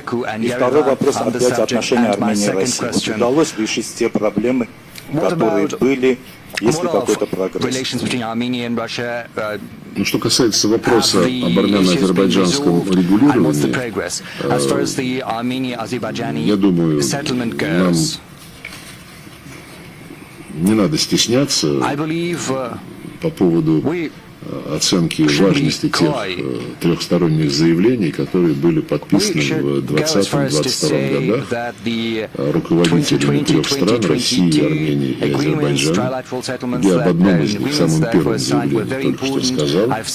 И очень печально, что такая практическая, выгодная для Армении вещь, как открытие маршрута через Семитскую область, до сих пор остается на бумаге. И, ну, при всем уважении, я вижу причину в позиции Еревана. Не знаю, кто там Еревану советует, наверняка советует. Мы видели, как Евросоюз, Франция, Германия, Соединенные Штаты, как только они поняли, что российско-армянско-азербайджанский процесс дает результаты и по разблокированию маршрутов, и по делимитации границы, и по подготовке мирного договора, тут же стали без приглашения внедряться в эти процессы. И играли роль спойлера. Если хотите, вот вспомните 2003 год, Приднестровье, и тогда Российская Федерация тоже выступала с посреднической ролью, и в 2003 году Дмитрий Казак, который тогда отвечал за это направление, согласовал и с Кишиневым, и с Тирасполем меморандум, который так и стоял, меморандум Казака. Он был парафирован всеми сторонами, и на утро была назначена церемония подписания. И тогдашний президент Молдовы позвонил президенту Путину и сказал: извините, да, мы все парафировали, но Евросоюз нам запрещает подписывать. Говорит, что там что-то не отражено так, как хочет Евросоюз. А договор между Тирасполем и Кишиневым не с Евросоюзом ни в какой степени. Вот, то есть 20 лет назад приднестровская проблема могла бы быть урегулирована. Точно так же, как 7 лет назад украинская проблема могла бы быть урегулирована, если бы не выполнен Минский договор. Но Запад не позволил. И у меня есть, в общем-то, все основания говорить, что Запад не хочет позволить состояться и тем договоренностям, которые при посредничестве России были заключены между Ереваном и Баку. Один из примеров я уже привел, это вот дорога через Сюникскую область. Именно Армения сейчас испытывает сложности с тем, чтобы выполнить открытие маршрута точно так же, как это записано в двухстороннем заявлении. Именно Армения выдвигает новые требования в том, что касается обеспечения безопасности на пути исследования. Не хотят, чтобы там пограничники российские стояли. Хотя это записано прямо, там подписано премьер-министром Пашиняном. Не хочет, чтобы был нейтральный контроль таможенный и приграничный. Только сами. А это противоречит тому, о чем договорились. Ну, и также можно рассмотреть и проблему делимитации. Мы предложили свои условия. Более того, стороны подписали договоренность, что они создают комиссию по делимитации, в которой будет участвовать российская сторона в качестве консультанта. Нас туда не приглашают. Уже Шарль-Мишель объявил, что делимитацией будет заниматься Европейский Союз.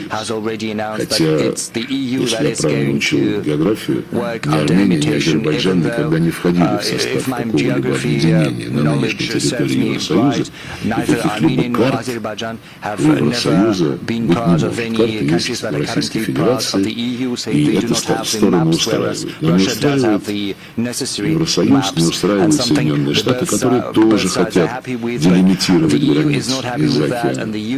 У них оказались каким-то образом, они об этом рассказали, карты Генштаба СССР. И поэтому вот давайте, вам не нужны русские, эти карты есть у нас.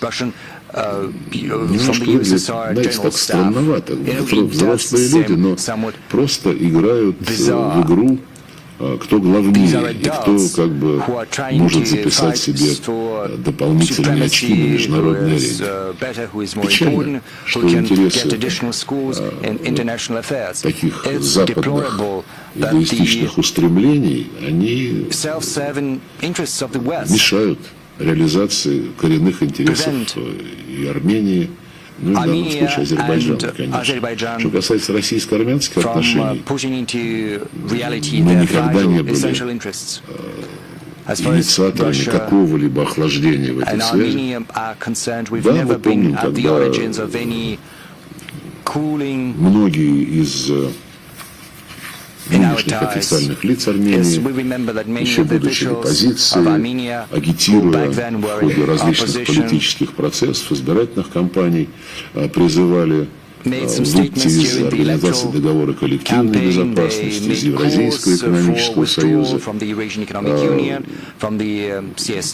И когда премьер Пашинян пришел к власти, у нас не было даже малейшего позыва, порыва как-то отстраниться от Еревана в наших отношениях. Все развивалось так же, как при его предшественниках: в экономике, в энергетике, в социальной сфере и в военно-политических делах.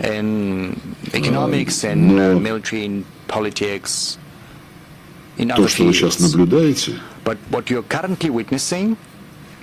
например, когда было согласовано, я сам лично участвовал в переговорах в 2022 году в Ереване на встрече ОДКБ был согласован документ о направлении наблюдателей ОДКБ на границу Армении с Азербайджаном. Министры согласовали. На уровне первых лиц Ереван сказал, что мы сейчас не сможем подписать, и практически одновременно туда поехала миссия Евросоюза. Это выбор армянского руководства. Миссия Евросоюза стала активно интересоваться работой наших пограничников, которые в Армении расположены. И, в принципе, заниматься не какими-то мерами укрепления доверия, а вот пыталась все время разнюхивать, что, где, что происходит, как там Россия выглядит, что она там делает, какие конкретно задачи перед ней стоят. Это тоже известно. Мы обсуждали с армянскими друзьями многократно, говорили, что хорошо, если миссия Евросоюза вам ближе, то почему все-таки не параллельно не пригласить миссию Организации договора коллективной безопасности? Ответ в том плане, что ОДКБ разочаровал Армению, потому что не осудил Азербайджан. Да, мы этот ответ знаем.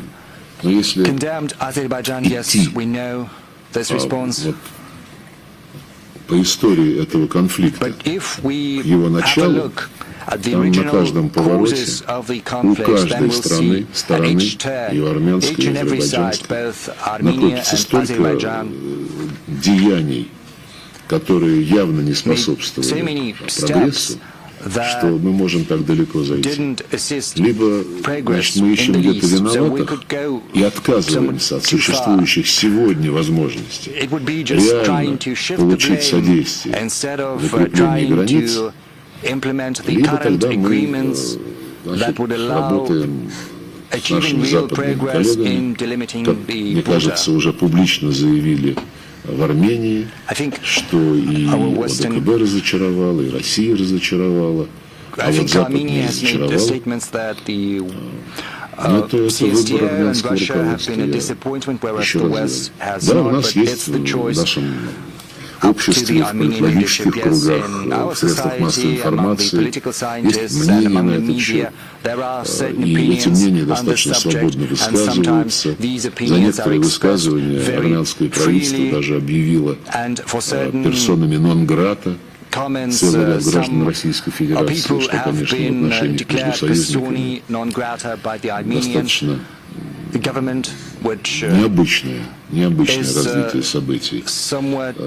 Была история вокруг Международного уголовного суда. Мы откровенно, по-дружески советовали, как сделать так, чтобы цель, которая была объявлена главной при вступлении в Международный уголовный суд, при подписании статута этого суда, как она может быть достигнута без совершения этого достаточно противоречивого шага. Мы находимся в контакте и всегда к диалогу открыты. Но то, что Запад публично заявляет о необходимости убрать Россию из Южного Кавказа, это тоже всем известно. Каких-то возражений из Еревана мы не слышали. Мы предложили, кстати сказать, активнее развивать механизм сотрудничества 3 южнокавказских стран, Армении, Азербайджана и Грузии, и 3 их ближайших больших соседей, России, Турции и Ирана. Пара встреч состоялась, армянские представители участвовали. Мне кажется, со временем именно этот формат будет перспективным, потому что он не зависит от какой-то глобальной геополитической конъюнктуры. И он свободен от той геополитической игры в сохранении гегемонии, которую сейчас развивает Вашингтон вместе со своими коллегами из Брюсселя. Еще раз подчеркну, у нас очень теплые отношения к армянскому народу. Мы уверены в том, что история все расставит по своим местам, но в одиночку мы не решим всех этих проблем. Я не хочу банальную фразу употреблять: для танго нужны двое. В Армении более такие горячие танцы.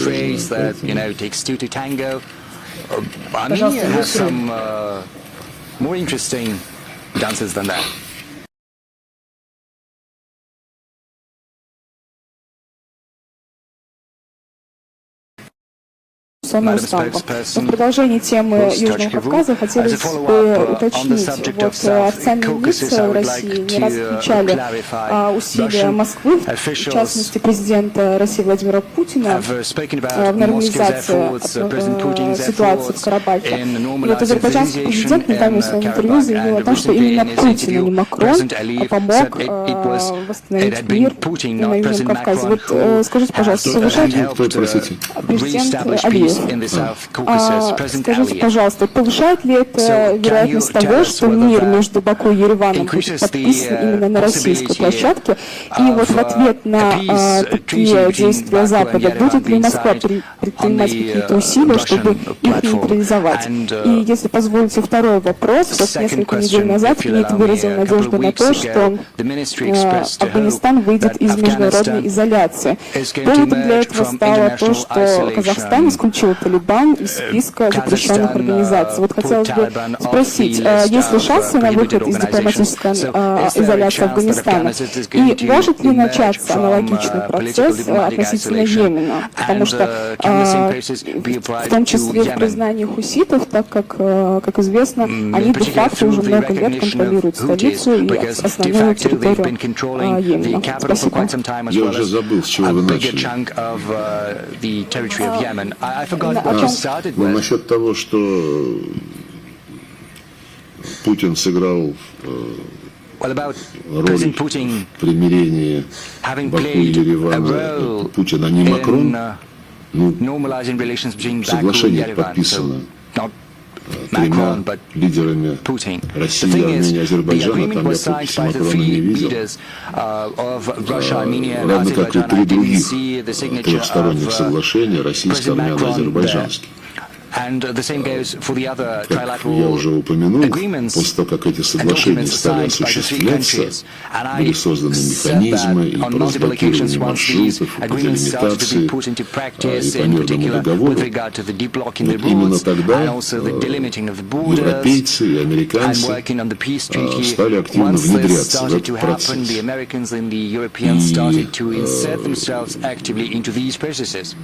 Даже был такой интересный момент. Ведь в документах, которые были подписаны в ноябре 2020 года и в последующих документах, территория Карабаха была охарактеризована как зона ответственности российского миротворческого контингента. И было понимание между лидерами трех стран, что на тему статуса еще предстоит продолжить переговоры, чтобы окончательно этот вопрос согласовать.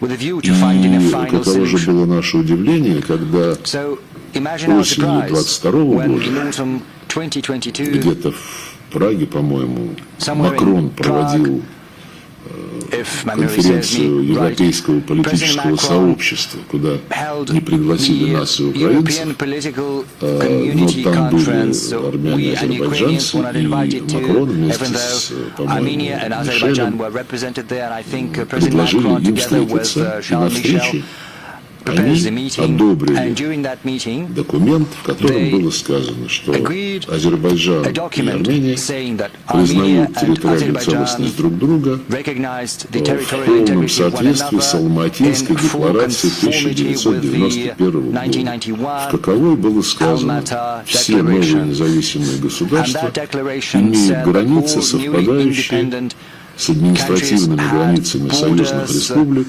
СССР. Identical to То бишь the Карабах, administrative borders of the граница Soviet republics of the USSR. So Нагорно-Карабахской автономной Karabakh области was stressed to be Азербайджанской Советской Социалистической part of the Республики. Azerbaijani Мы не Soviet знали о Socialist том, что Republic, такое объявление the borders готовится, of и the когда оно autonomous region of прозвучало, Karabakh.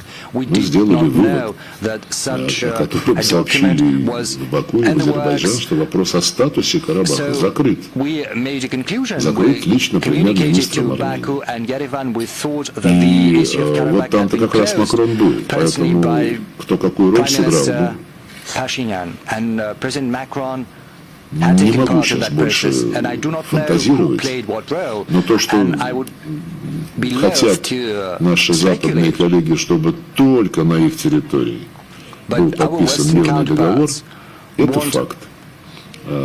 a peace То, agreement to be что signed Азербайджан готов его in their подписать territory. на российской территории, Azerbaijan где, is собственно, willing to и sign a peace начинались agreement усилия по прекращению конфликта in и the по Russian выстраиванию всей системы where взаимодействия efforts по урегулированию originated всех to вопросов, это normalize the тоже факт. situation, to find a Насколько к settlement. этому готов But it's a Ереван, fact too. мне неизвестно. Whether Yerevan is willing to do Хотя that, I соответствующие do not know. сигналы давно Even направлялись though в we've армянскую been столицу. sending the relevant Что signals касается for quite some time to the capital of Armenia. Афганистана, в Афганистане есть As for Afghanistan, де-факто власть. there are de Она реально facto контролирует authorities ситуацию. that Да, are там остаются really какие-то in очаги control of the situation. напряженности, Yes, there are протеста, some но hotbeds в целом of талибы protest власть and контролируют. of tensions, but И наше посольство никогда не generally прекращало работу в the Кабуле. Taliban movement И is это in было одно control, из, and our если не единственное embassy посольство, never которое stopped вот так working in поступило. Kabul, and it was И almost the single embassy that у нас continued регулярные working. контакты с талибами, в том числе по вопросам, которые необходимо решить для того, чтобы они стали полноценно признанным правительством. А это прежде всего выполнение их собственных обещаний, главное из которых создание инклюзивного правительства, в котором были бы представлены не только этнические пуштуны, и не только все другие этнические группы, была бы инклюзивность еще и политическая. Потому что есть и пуштуны, и узбеки, и таджики, хазарейцы, но политически они талибы. А оппозиция, которая вот в политическом плане там еще остается, там по-прежнему живет бывший президент Карзай, бывший главный администратор Абдалла. Мы активно рекомендуем талибам все-таки пригласить другие политические силы в правящую структуру. И второй момент, который, конечно, нужно же решать, там есть фронт национального сопротивления на севере. С ними тоже нужно какие-то мосты наводить. Так что процесс непростой, а как в Афганистане никогда просто не было никому. Но то, что мы там присутствуем, мы ни на секунду не теряли связь с происходящим и поддерживаем сейчас с де-факто руководством контакт, это помогает нам работать, в том числе по продвижению внешних форматов, позволяющих вырабатывать рекомендации для уже афганцев. Это московский формат, есть четверка Россия, Китай, Пакистан, Иран. Надеюсь, что Пакистан и иранские сейчас обмен любезностями не затруднит работу этого формата. Что касается решения Казахстана, Казахстан особо говорил, что решение о выводе движения Талибан из террористических списков не означает дипломатического признания. Это все, понимаете, все относительно. Даже в Совете Безопасности ООН, там в отношении тех деятелей движения Талибан, которые включены в террористические списки, содержится оговорка, что если идет речь о контактах по поводу переговоров о мирном урегулировании, то такие контакты разрешаются. Так что здесь я бы не стал слишком сильно углубляться вот в эту тему. Главное — это реалии на земле. А реалии таковы, сейчас талибы контролируют основную жизнедеятельность Афганистана. Про Йемен тоже, понимаете, по Йемену после долгих лет начались контакты по инициативе Саудовской Аравии с хуситами. Эти контакты стали давать результаты. Насколько сейчас эти переговоры реалистично возобновить и когда это может произойти, мне сказать затруднительно. Сейчас самое главное, конечно, прекратить агрессию против Йемена, потому что чем больше американцы и англичане бомбят, тем меньше у хуситов желания разговаривать. Вот. Но это стиль наших англосаксонских коллег. Им важно везде где-то вот намутить воду и потом смотреть, как можно из-за Ла-Манша, из-за Атлантического океана какие-то разыгрывать комбинации, которые будут продвигать эгоистичные интересы Лондона и Вашингтона.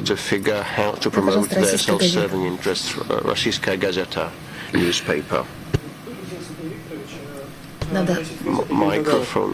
У меня такой вопрос. В этом году исполняется 80 лет со дня снятия блокады Ленинграда, одного из самых сложных и трагических периодов Второй мировой войны. Россия всегда стремилась сделать все возможное для оказания помощи и содействия всем без исключения узникам блокады. Вот недавно Российская газета опубликовала данные, что как раз к годовщине было выплачено средства более 50 тысяч человек, в том числе тем, кто проживает на территории Евросоюза. В отличие от Германии, Германия сохраняет двойные стандарты в вопросе выплат индивидуальных компенсаций. ФРГ под надуманными предлогами осуществляет лишь выплаты блокадникам и евреям, которые, безусловно, имеют на них полное право. Берлин на протяжении многих лет отказывается распространять выплаты на остальных выживших в блокаде защитников и жителей города. Как вы могли бы это прокомментировать? Спасибо. Мы этим занимаемся долгие годы, когда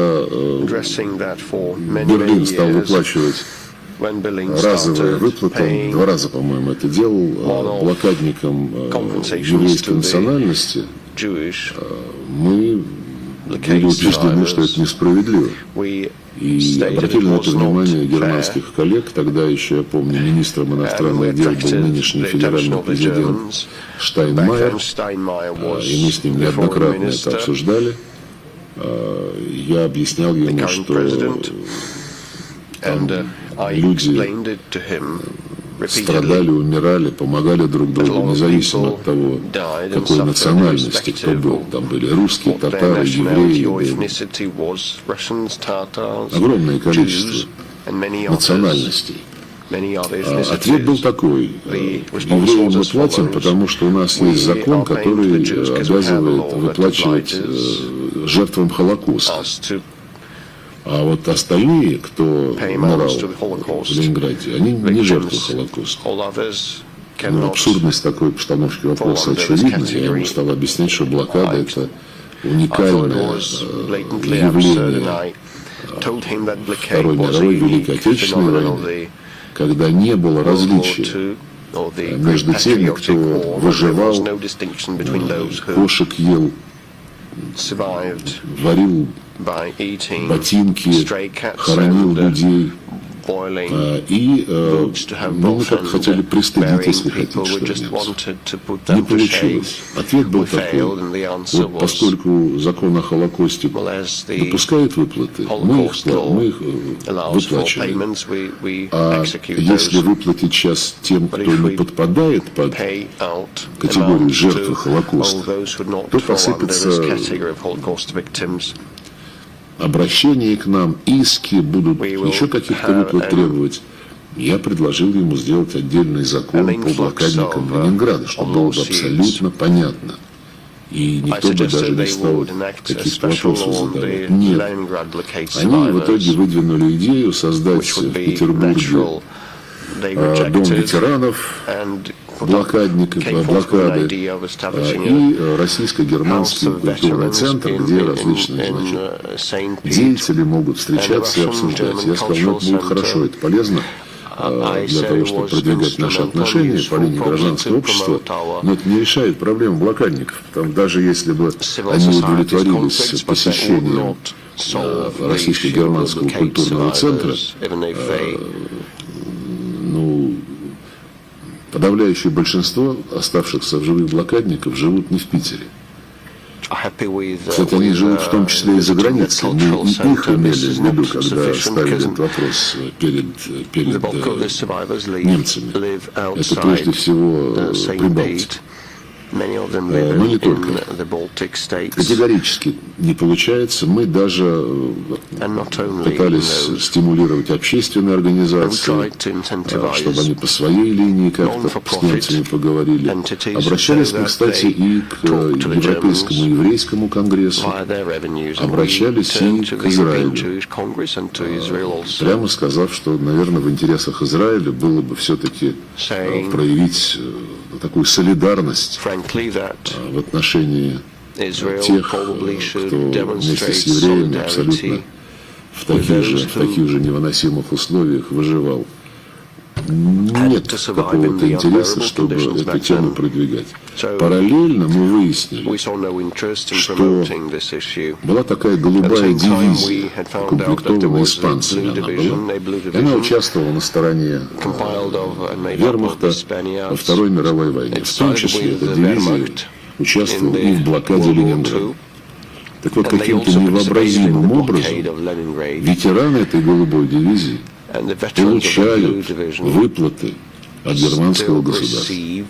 А блокадники, которых они мучили, оказываются в таком положении. Ну, в принципе, знаете, где-то там в правящих кругах ФРГ уже прогрессирует такая историческая амнезия, экспозиции в мемориальных комплексах, которые посвящены окончанию Второй мировой войны, экспозиции, которые совместно оформлялись немецкими и российскими, еще советскими экспертами. Все это переформатируется так, чтобы куда-то убрать вот советско-российский след всех этих событий. Это касается и мемориальных комплексов на месте бывших концлагерей, и касается известного знаменитого германо-российского музея Берлин-Карлсхорст, где был, в здании находится, где был акт капитуляции подписан. Вот. Конечно, мы наблюдаем, я бы сказал так, деградацию тех устоев, на которых послевоенное германское общество выстраивалось и, в общем-то, обрело себе идентичность, вызывавшую уважение. Сейчас вот те инстинкты начинают пробиваться, и это тревожит.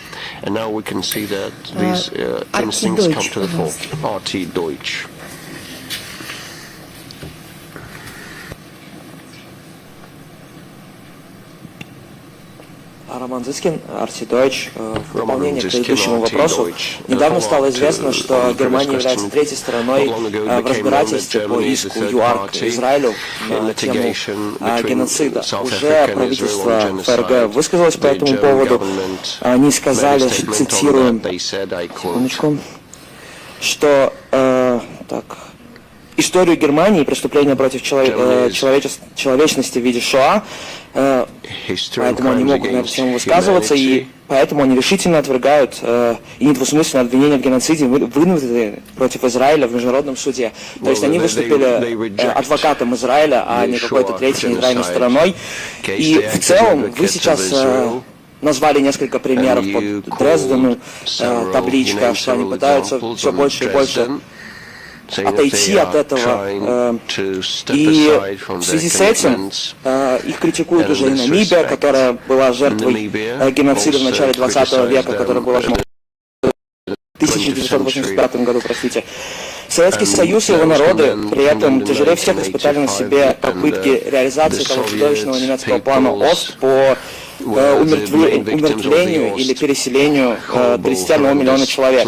Сейчас мы видим, как в Берлине все чаще оправдывается нацизм, в принципе. Ваша коллега Анна Бербок недавно сказала, что муж ее бабушки участвовал в защите, подчеркиваю, в защите Кёнигсберга. Олаф Шольц считает, что Германия сейчас стоит на правильной стороне истории. В связи с этим вопрос. Россия, правопреемница СССР, многонациональные народы России, понес самые тяжелые жертвы и сделал больше всего для того, чтобы освободить Европу, в том числе Германию, от фашизма. Что в связи с этим планирует делать Россия и что планирует противоставлять тем трендам, в том числе и в Германии, европейским, в этом и в следующем году? Это, конечно, отражает, как я уже сказал, деградацию в западном обществе тех устоев, которые сложились и должны были свято охраняться после Второй мировой войны. Говорят, поколение сменилось, которые не помнят ужасов Второй мировой, но это не снимает ответственности с правительств западных стран, да всех любых других стран, за то, чтобы не допустить не просто забвения, а возвращения к тем идеологемам, которые, собственно, легли в основу подготовки Второй мировой войны. Нас очень расстраивает происходящее в Германии. Вы упомянули и про то, что Германия достаточно неуклюже объяснила свое решение выступать в качестве стороны разбирательства в Международном суде ООН по поводу иска ЮАР к Израилю. Объяснение действительно странное. Мы сами были участниками, организаторами геноцида, поэтому мы будем защищать тех, кто обвиняется в геноциде. Я здесь логику не просматриваю, правильно говоря.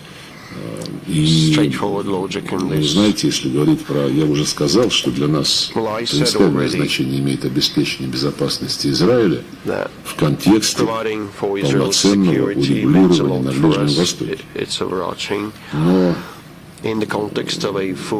вот по стандартам двойные, тройные, когда Яир Лапид был премьер-министром Израиля, он ничего только не говорил про нашу специальную военную операцию, что это неприемлемо, когда неизбирательно используется вооружение, когда страдают невинные граждане. Это военное преступление. Несколько месяцев спустя, когда уже стало другое правительство в Израиле, в ответ на критику повсеместную за неизбирательное применение тяжелых вооружений, за беспрецедентное количество жертв среди гражданских, особенно детей, израильские руководители говорили, ну, это трагедия войны. Это же было. Значит, в одном случае специальная военная операция, где близко не наблюдается такое количество жертв среди гражданского населения за водой.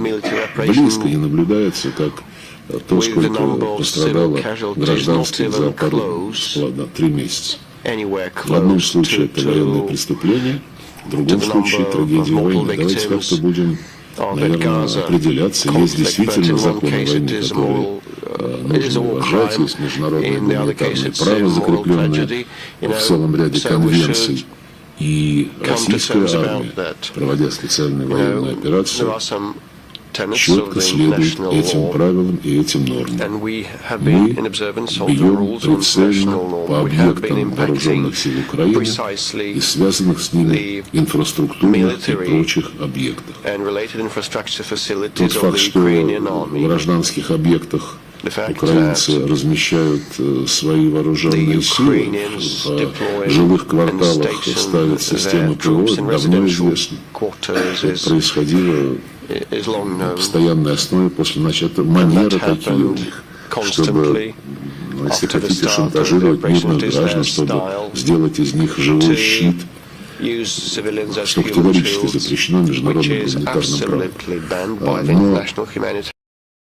Но законы войны необходимо соблюдать. Кстати, вот я упоминал, что советуют, отставные американские генералы и действующие британские политики украинцам как можно активнее бить по Крыму. Если на линии фронта ничего не получается, вот давайте выводите русских из равновесия, сотрите Крым с лица земли, чтобы там жить было невозможно. И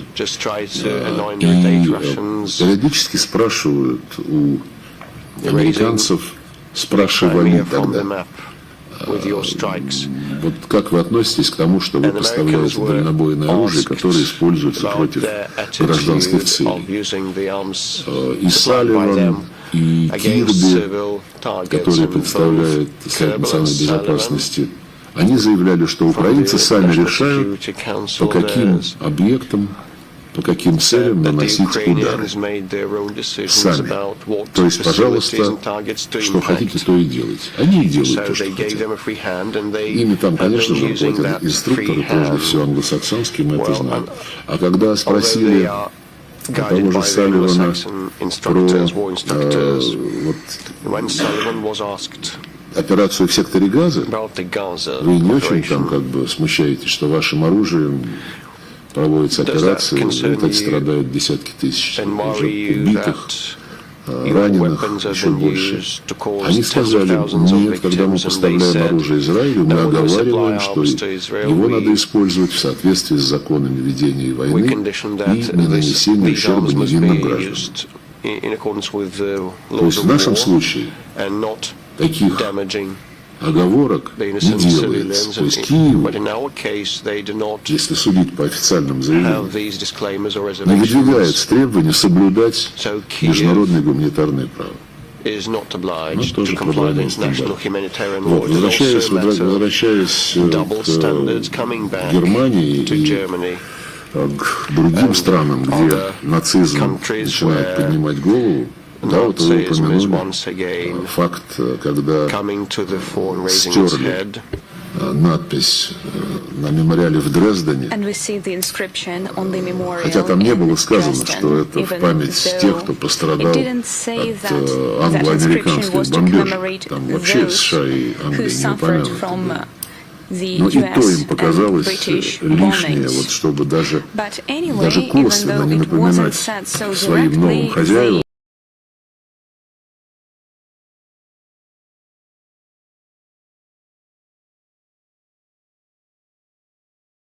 уничтожали город.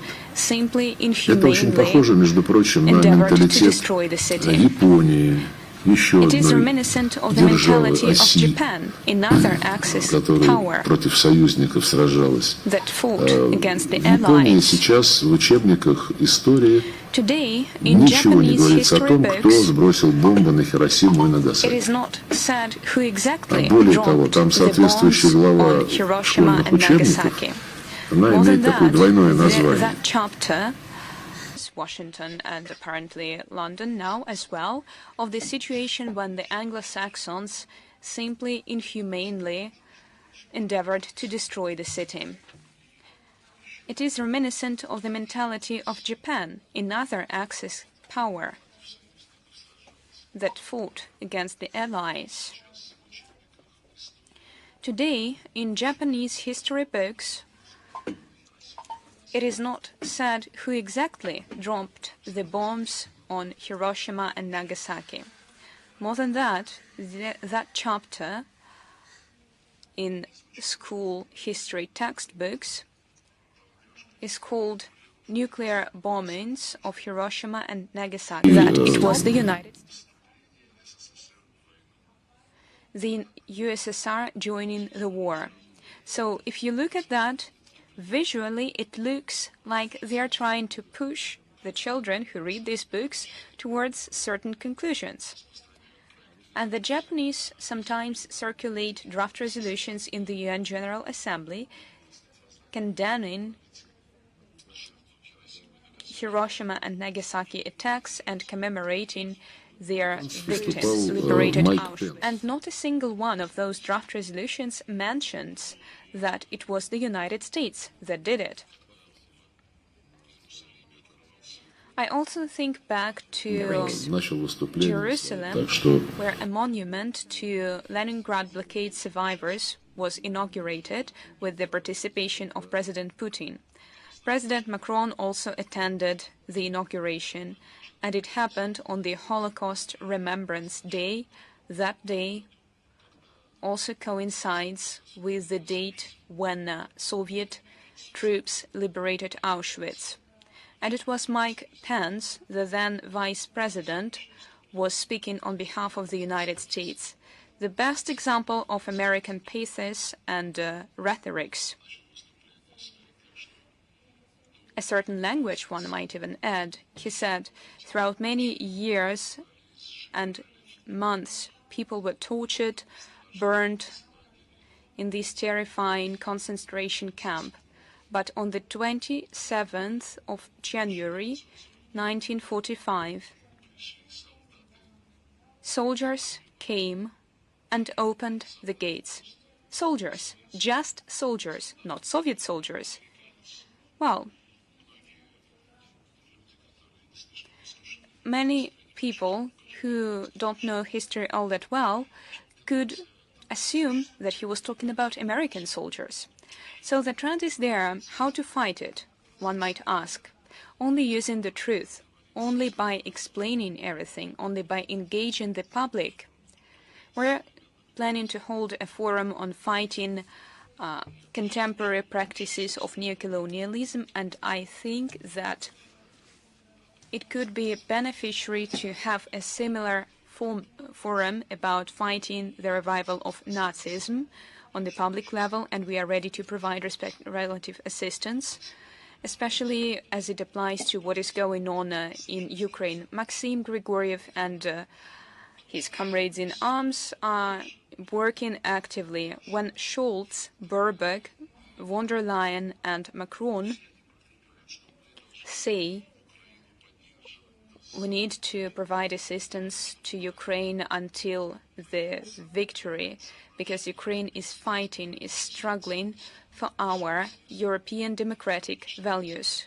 Do you have any conscience at all left? Why don't you go and read some laws passed by Ukraine banning the Russian language, everything Russian, laws promoting Nazi ideologies and practices, glorifying the battalions that fought under the swastika signs with Nazi symbols on their uniforms. These statements made by European politicians are unacceptable, and we need to fight that using public diplomacy as well as the media community. We have some Italian media present today. Riley.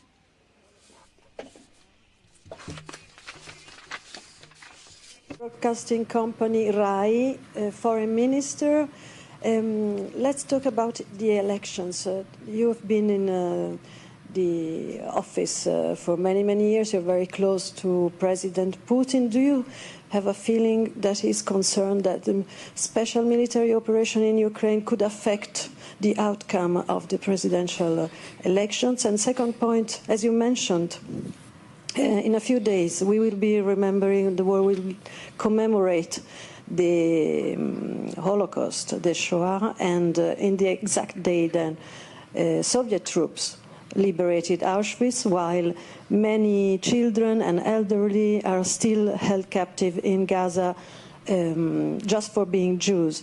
How is Russia contributing to their liberation, and what is Russia's relationship with Hamas, that many in the world consider a terrorist organization? An affinity with Russia, Russian history, and Russian culture. Some of them have left the country, has long been making a positive impact on Russia's domestic life. The special military operation has brought unforeseen cohesion to our society and brought about a certain purification of our society. It helped us purge it of the people who, for one reason or another, did not feel an affinity with Russia, Russian history, and Russian culture. Some of them have left the country, others have stayed and reconsidered. But the overwhelming majority of our society have been united, have rallied around a common idea. You probably remember Mikhail Zhvanetsky, a great comedian. Unfortunately, he passed a while ago, but among his multiple sketches, he had an absolutely brilliant one. He wrote it about 20 years ago. It was a comic sketch about the Soviet people or the Russian people. He said the following: in order to rally around something, our people need a big war. He meant it as humorous, but there is some truth to every joke.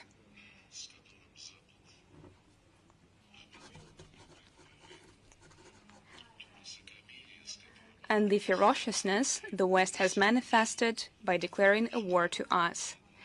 Their arrogance in rejecting our proposals and suggestions without agreeing upon the foundations of security on the basis of the principles that were approved beforehand without NATO's expansion, they rejected it all. None of your business, they would say. NATO-Ukraine relations are none of your concern, they would say. Don't meddle. Recently, former President of the Czech Republic, Klaus, gave an interview and he said that the war started in 2008 when NATO declared that Ukraine and Georgia would join NATO. Putin was there at that summit in Bucharest. I was there too, and I remember him asking Merkel and the French, why did you do that? Well, the Americans and the British asked us, was the answer. Right now, the Americans are calling the shots for Europe together with the British. They are setting the tune to which the continental Europe is dancing. Shame on you and your neighbors in France, because the EU has to fight for its strategic autonomy. No one will give you this strategic autonomy, let me assure you. However, our people are united more than ever.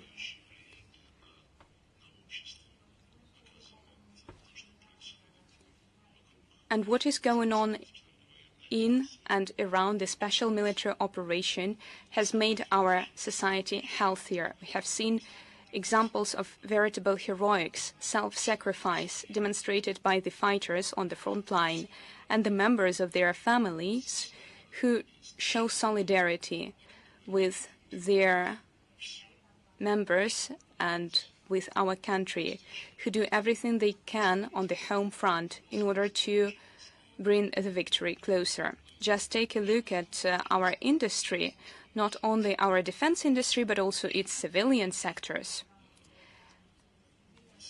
It has grown quite a lot. Many factors related to the West's hybrid, multifaceted aggression against Russia have played a certain part in our decisions on how to live on. There had been some illusions that existed in the 90s.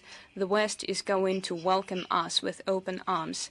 But now these illusions are gone. We can no longer trust the West, because the West wants just one thing: to live at somebody else's expense and be smarter than everyone else. At least that's what they think. It has made a very positive impact. The 27th of January, liberation and Gaza. Oh, yes. I have already commented the 27th of January, and I said that the West was trying to diminish the role of the Red Army in the liberation of Europe and the Jews, as well as save Holocaust survivors or even sweep it under the carpet altogether. However, the Gaza Strip, you know, we have condemned the October the 7th terrorist attack against Israel right after the fact. We have no double standards regarding terrorists, unlike the West. Right now, the West is using ISIS cells in Syria to conduct subversive attacks against the armed forces of the Syrian Arab Republic. As for Libya, when they decided to overthrow Gaddafi,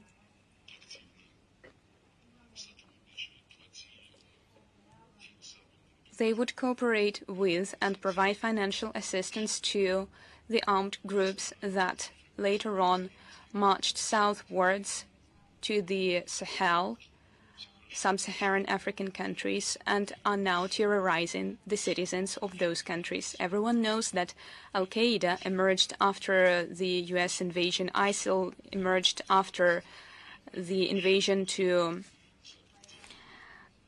Iraq, Hayat Tahrir al-Sham emerged after the West declared war to Syria. Everyone knows that the West cooperates with terrorist groups.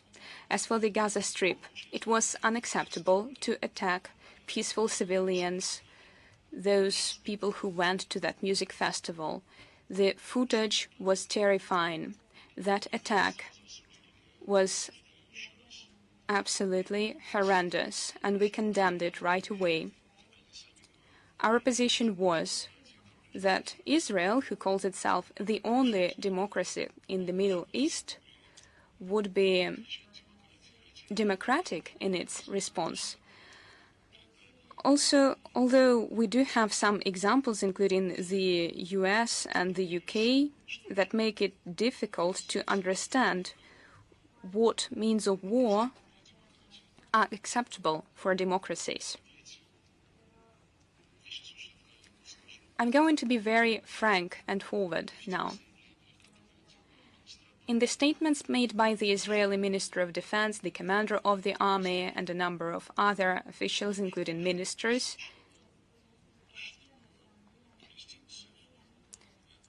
they called Palestinians animals rather than people. More or less like Mr. Yatsenyuk would say that it is non-humans who live in the Donbass, just like Zelensky said that the people living in the Donbass are creatures, just like Yermak, Kuleba, and Podolyak would say that the Rusnya, a derogative term for Russians, were to be exterminated. And I know that in that government there are ultra-extremists, and perhaps they do not speak for the Israeli people, or probably for the entire government. But not a single Western democracy responded to that, to those remarks. There were also remarks that there are no peaceful civilians in Gaza. Everyone over 3 years old are already extremists. No response from the West either. And when we said that it was time to put an end to violence and create a Palestinian state, when Guterres, the UN Secretary General, condemned the October the 7th attacks and said that they happened for a reason, just read what the Israeli envoy to the UN responded to that. He called the UN and the UNSG accomplices to terrorists, and it was time to fire the UNSG. Just read that. Young people and children in Gaza are born in a situation where the Palestinian state promised to them by the UNGA over 70 years ago has not been created yet, and the chances that one day it will be created are becoming more and more elusive, smaller and smaller, because this policy was encouraged by the United States that has monopolized initiatives in the Middle East. In Davos, Blinken once again reaffirmed that they would stay the main player there, that the entire region wanted that.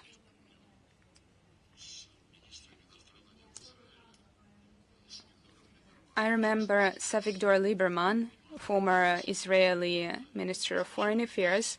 We had quite a few frank discussions about the Palestinian state.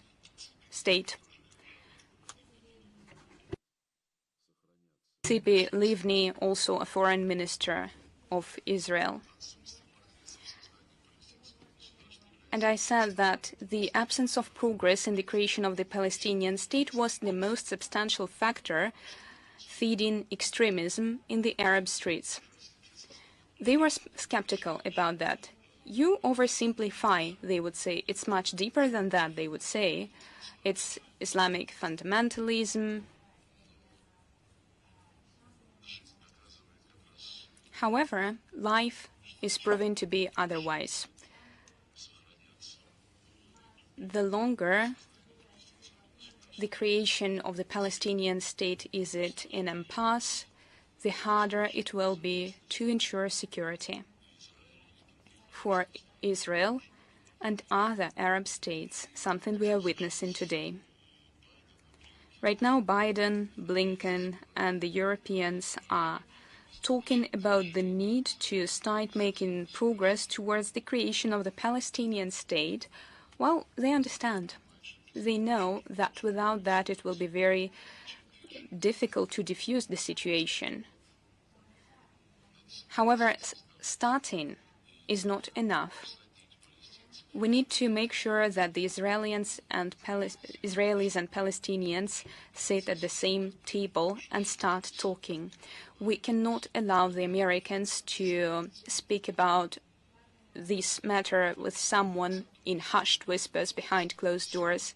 They are trying to include Arabs in the discussions that exclude Palestinians. Right now, the United States are trying to make all the decisions in their stead, for these decisions to suit their own interests. It is a manifestation of the same neocolonial practices. So you see,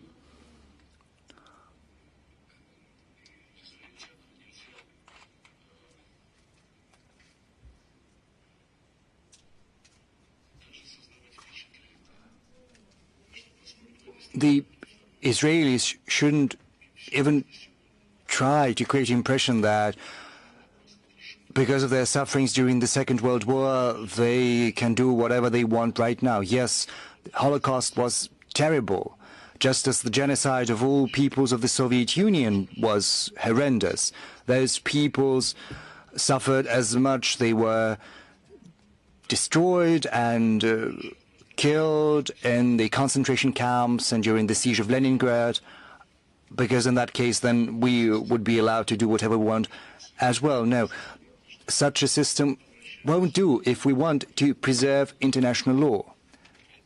Getting back to Ukraine, I listed the reprehensible laws that ran afoul of all European values, Russophobic, neo-Nazi, racist laws that have not elicited a word from Europe. Europe only says that Ukraine in waging a war against Russia is protecting European values. Europe has not commented. Oh, no, yes, they did give some comment on the National Minorities Act, but only with a single purpose, namely removing any restrictions on the use of EU languages, which would mean that only the Russian language would be completely and totally discriminated against. In particular, I spoke to colleagues whose countries languages are represented in Ukraine, and they fought for those languages. They wanted to get exemptions for those languages in the national minorities law, and they promised to help, but not a single thing happened because they don't give two straws about the Russian language. Maybe they want the Russian language to be discriminated against. They want a narrower space for the use of the Russian language in Ukraine. Europeans are like that. And why? You know, Kyiv is allowed to do anything. And this all permissiveness is manifesting itself in every field. Yes, sometimes Americans are trying to address some reproaches to them, but they're doing that behind closed doors.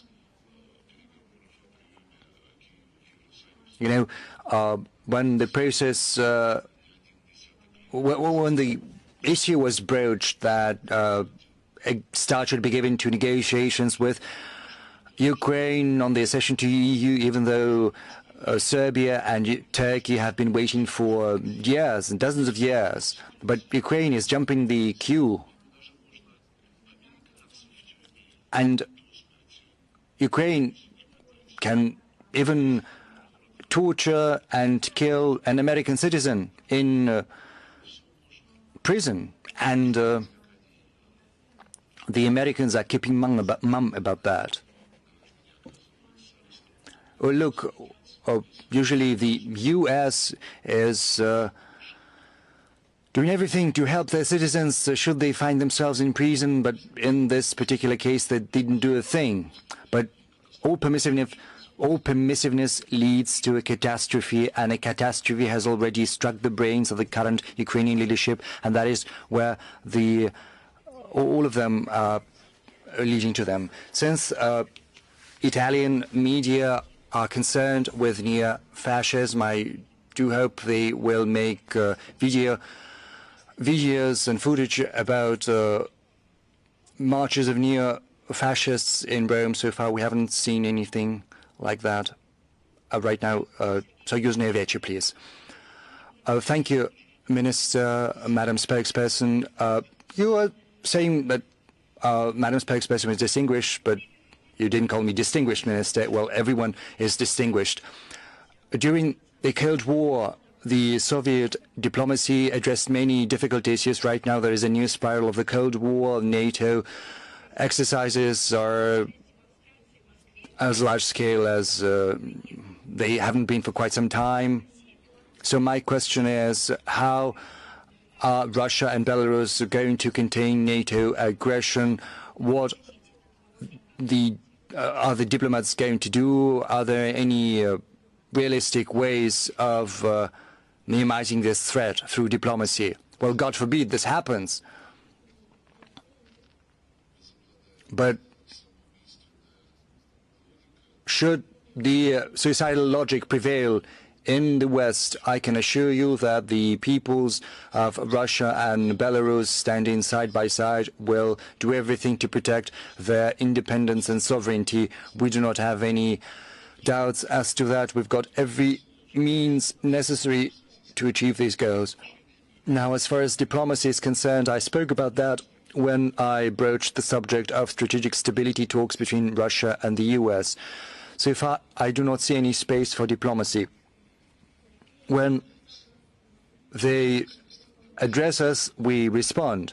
But depending on what they propose, we look whether that fits our interests or it doesn't. Let me cite an example. One of the big European countries, not an English-speaking country, invited our ambassador to their foreign ministry. And they started to say, yes, of course, our relations are at a low point, almost non-existent, and there's little chance they grow better, but you've managed to strengthen your positions in Africa, in Central African Republic, in Niger, in Burkina Faso, in Chad, whereas our positions have grown weaker. So let's meet together and let's have a look into what we can do. And I'm not joking, so cynicism is soaring as high as it can.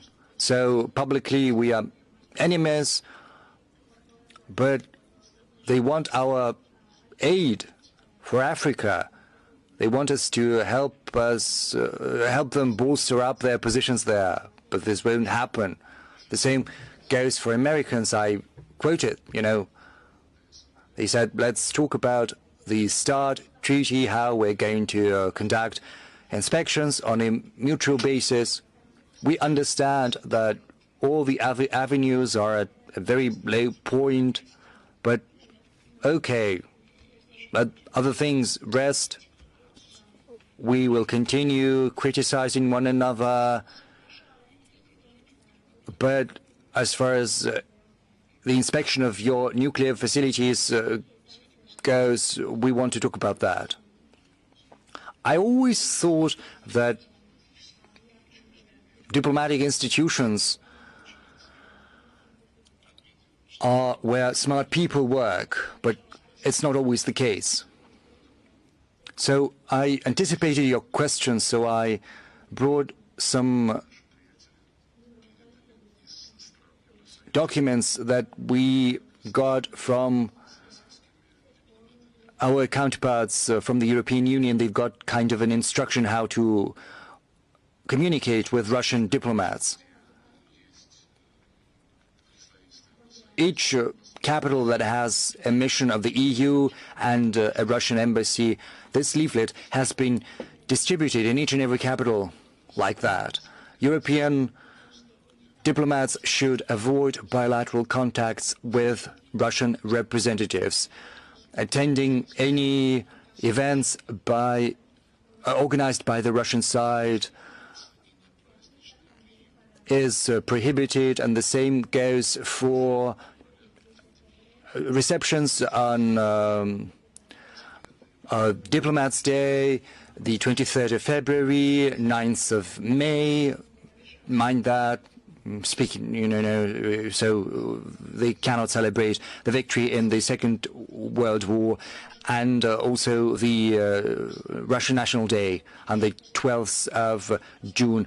Moreover, Russian diplomats should not be invited to events organized by the European Union or by the EU members. Attending events organized by third countries that are going to be attended by Russian diplomats is possible. Thank God. Now, as for joint photos, well, they can be taken, but contacts should be avoided with Russia, and the host country should be told that efforts should be made to make sure that the Russian delegation and the European delegation should not be placed together at common photos. So this is to illustrate what we think, what is our assessment of the possibility of talks. A great deal of attention is being paid to photos. That's true. The main testimony to the success of the Davos meeting on Ukraine currently is the fact that more people are seen on the photo taken at the event. The Industry of Eurasia Journal.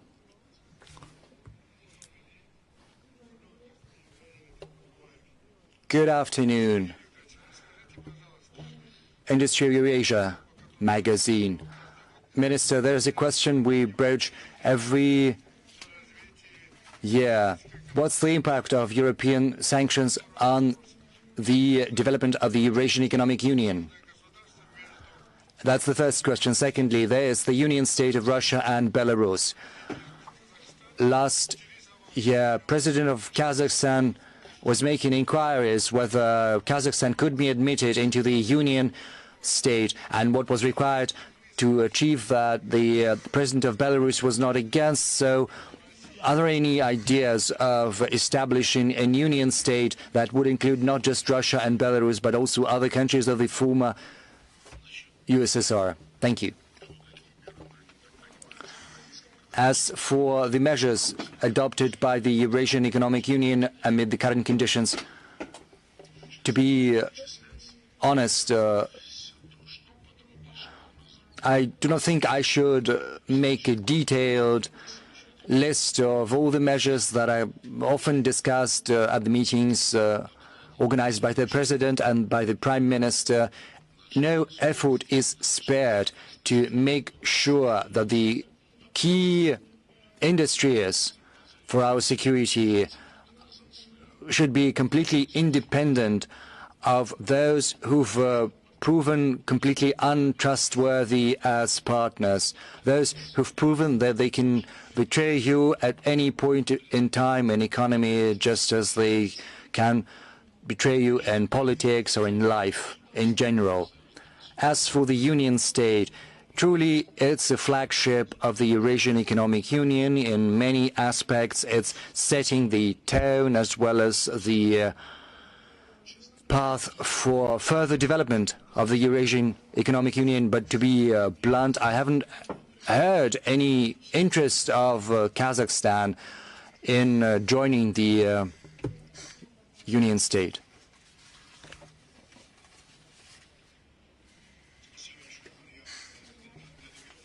Thank you, Madam Spokesperson. Once again, Merry Christmas and Happy New Year. Minister Lavrov, I've got two questions. First, what do you think about Argentina's refusal to join BRICS? And my second question goes as follows. How is it possible to reinforce ties with Latin America this year? And how is it going, not just with Cuba, Nicaragua, Venezuela, but also other countries of Latin America? You spoke about the parliamentary conference that took here in Moscow. But does it mean that a new format of relations with Latin America can be inaugurated? As for Argentina's statement, it's a sovereign decision by a country that has been invited to join BRICS. The invitation was extended under the previous leadership, under the previous president, and when the invitation was sent out, the previous president said that the new president after the elections would make the final decision, and the decision has been made. So it's not a complete refusal. They've provided explanations why they're currently not ready for that. We took it in stride. We hope that once the new government of President Milei has found their way around and established themselves more firmly, they will make a final decision. But be that as it may, BRICS's popularity is growing, and as mentioned previously, we've got almost 30 bids and applications aimed at establishing some kind of ties with BRICS. Currently, we will concentrate our efforts on smoothly integrating the newcomers so as we could continue our path forward henceforth. In general, we've got very good relations with Latin American states, with most of them. We're not trying to condition these ties on whether a leftist government or a right government is in power. We're working with everyone who wants to work with us on a reciprocal basis, on a mutual basis, who wants to benefit from such cooperation, and the majority of countries are like that. And last year I've been to the countries you mentioned, but I've also gone to Brazil. And I'm going to Brazil once again because late in February, Brazil is going to host a foreign ministerial meeting of the G20, and tied to that is our visit to a number of other countries. We've also established contacts between Russia and CELAC. That's the community of Latin American Caribbean states. There was a tradition of holding annual ministerials between Russia and the 3 or 4 countries of CELAC. Unfortunately, this tradition was upset by the COVID pandemic, but we intend to resume this practice henceforth. But I agree with you that the format, Latin America, Russia, is fully worthy of further exploration, not just in the parliamentary dimension, but also under executive authorities, and we're working on that. American media. Yes, please, over to you. Minister Lavrov, do you think there are going to be changes in Washington's policy with regard to Russia after the presidential elections in the US? Thank you. Well, you shouldn't address this question to me. This question should be addressed to those who are going to be elected by the American people. Well, with the understanding that it's going to be a fair election. Thank you. Serbia, please.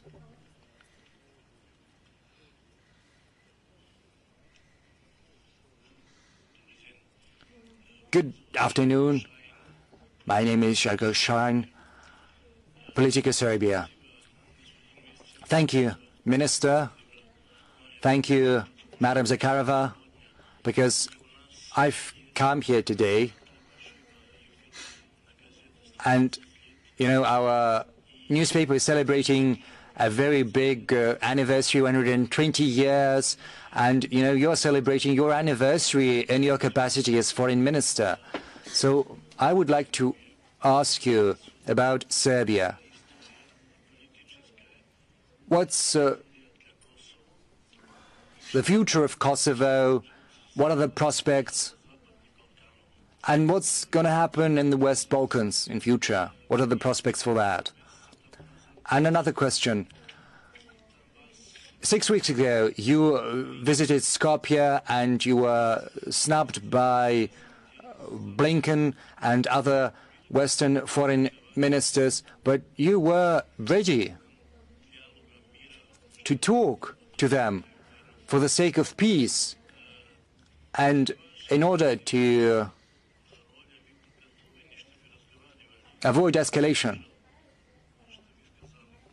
So I've listened to you. You say that you were willing and ready to talk, and you've spoken to some of your counterparts. And, you know, we've got a proposal from our newspaper in Belgrade. We want you to come to Belgrade and to meet with Secretary Blinken. We need to make sure you come together and start a dialogue between you two. Thank you very much. Well,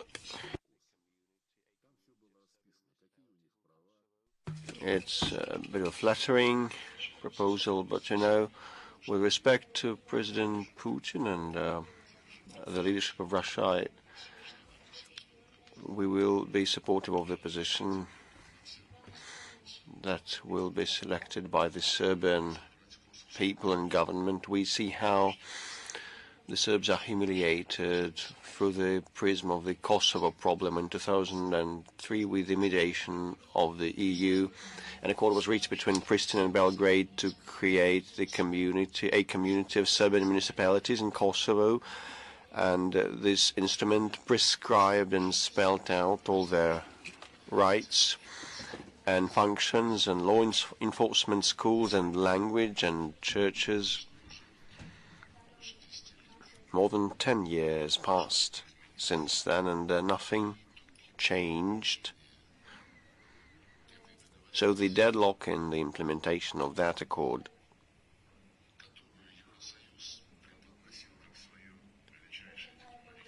that the EU touted as its own major diplomatic achievement, but the deadlock has been protracting since then, and the EU cannot do anything about that. At the same time, for the sake of Pristina and Mr. Kuti, the EU is now rewriting that accord about the Serbian municipalities community so that the Serbs in the north of Kosovo should have no rights whatsoever.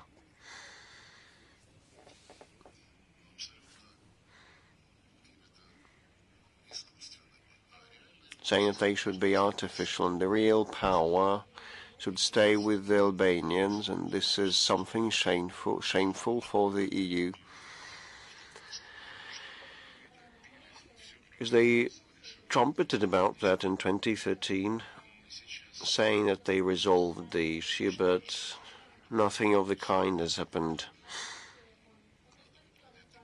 You know, it's like in every other matter when you have to deliver, they backtrack and try to favor the party that is closer to them. And in this case, the Kosovan Albanians are closer because they swore allegiance and they want to accede to NATO. And they will be following the EU's guidelines unless the Balkan issue erupts and explodes in the Balkans. And someone uses the term Western Balkans. Why no one uses the term Eastern Balkans? There are no Eastern Balkans, this is why. And the Albanian factor is very serious. You have mentioned Northern Macedonia. Still their speaker sits at a table with the Albanian banner next to him. Although there is a Macedonian flag somewhere farther on. As regards Skopje and the OSCE ministerial, I do not know whether they ignored or snubbed me, or probably they bolted away. Before I arrived, they had gone, they had left. I do not see any issues in communicating. Like a year and a half ago during the G20 event and summit in Indonesia, I represented our president upon his behest, and in the course of the meeting, Secretary Blinken, via his aide, offered to walk out and communicate, and we had a standing talk for 10 minutes, and they tried to preach us that we should bring Ukraine to an end, the Ukrainian operation to an end. We heard nothing new. You know, when contacts are proposed, we not hear any new things versus what is said by them in public. As regards an interview on your platform,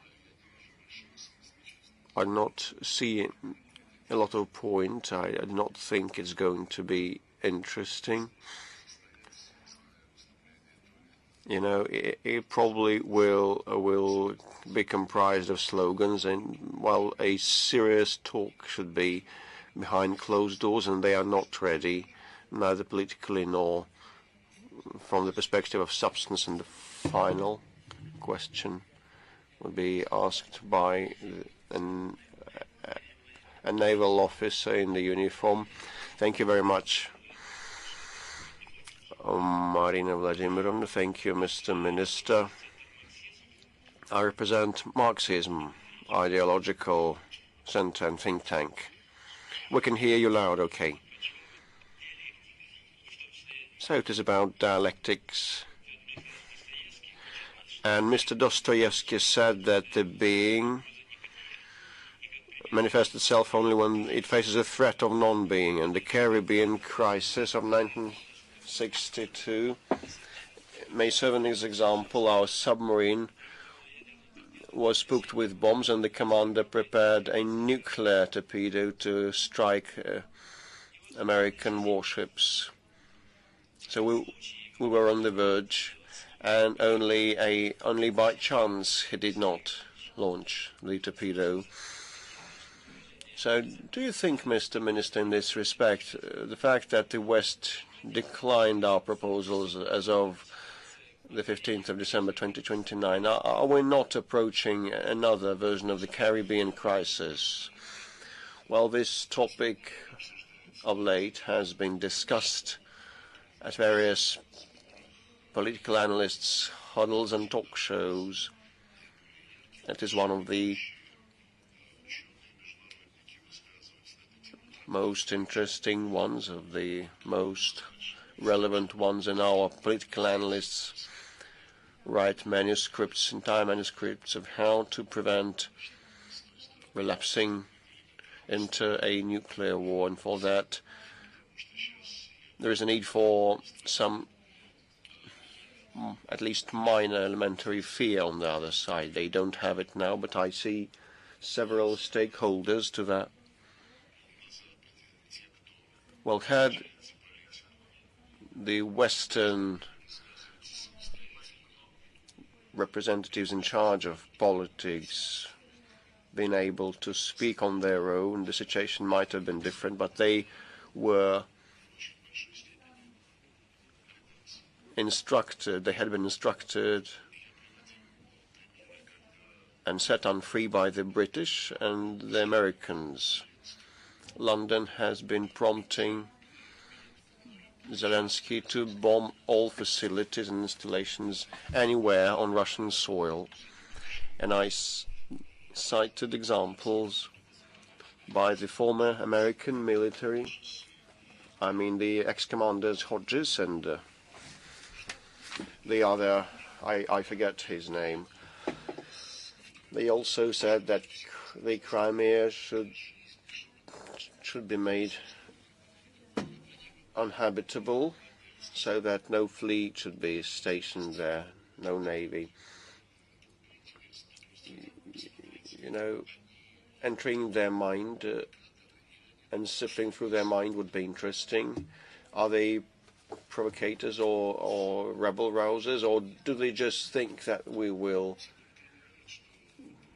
be scared out of our guts and wits? Everyone keeps saying that Putin has been brandishing a nuclear bomb, but that was never the case, and the Germans keep saying that Putin must know that NATO also has nuclear weapons, and the former UK's Prime Minister said that she would press the button without hesitation, but it should not spook us. Many people know that. Just read Churchill. Every now and then he had some thoughts about the Russian bear and how to treat it. I apologize, colleagues, but I have a tight schedule, so we conclude that. Thank you.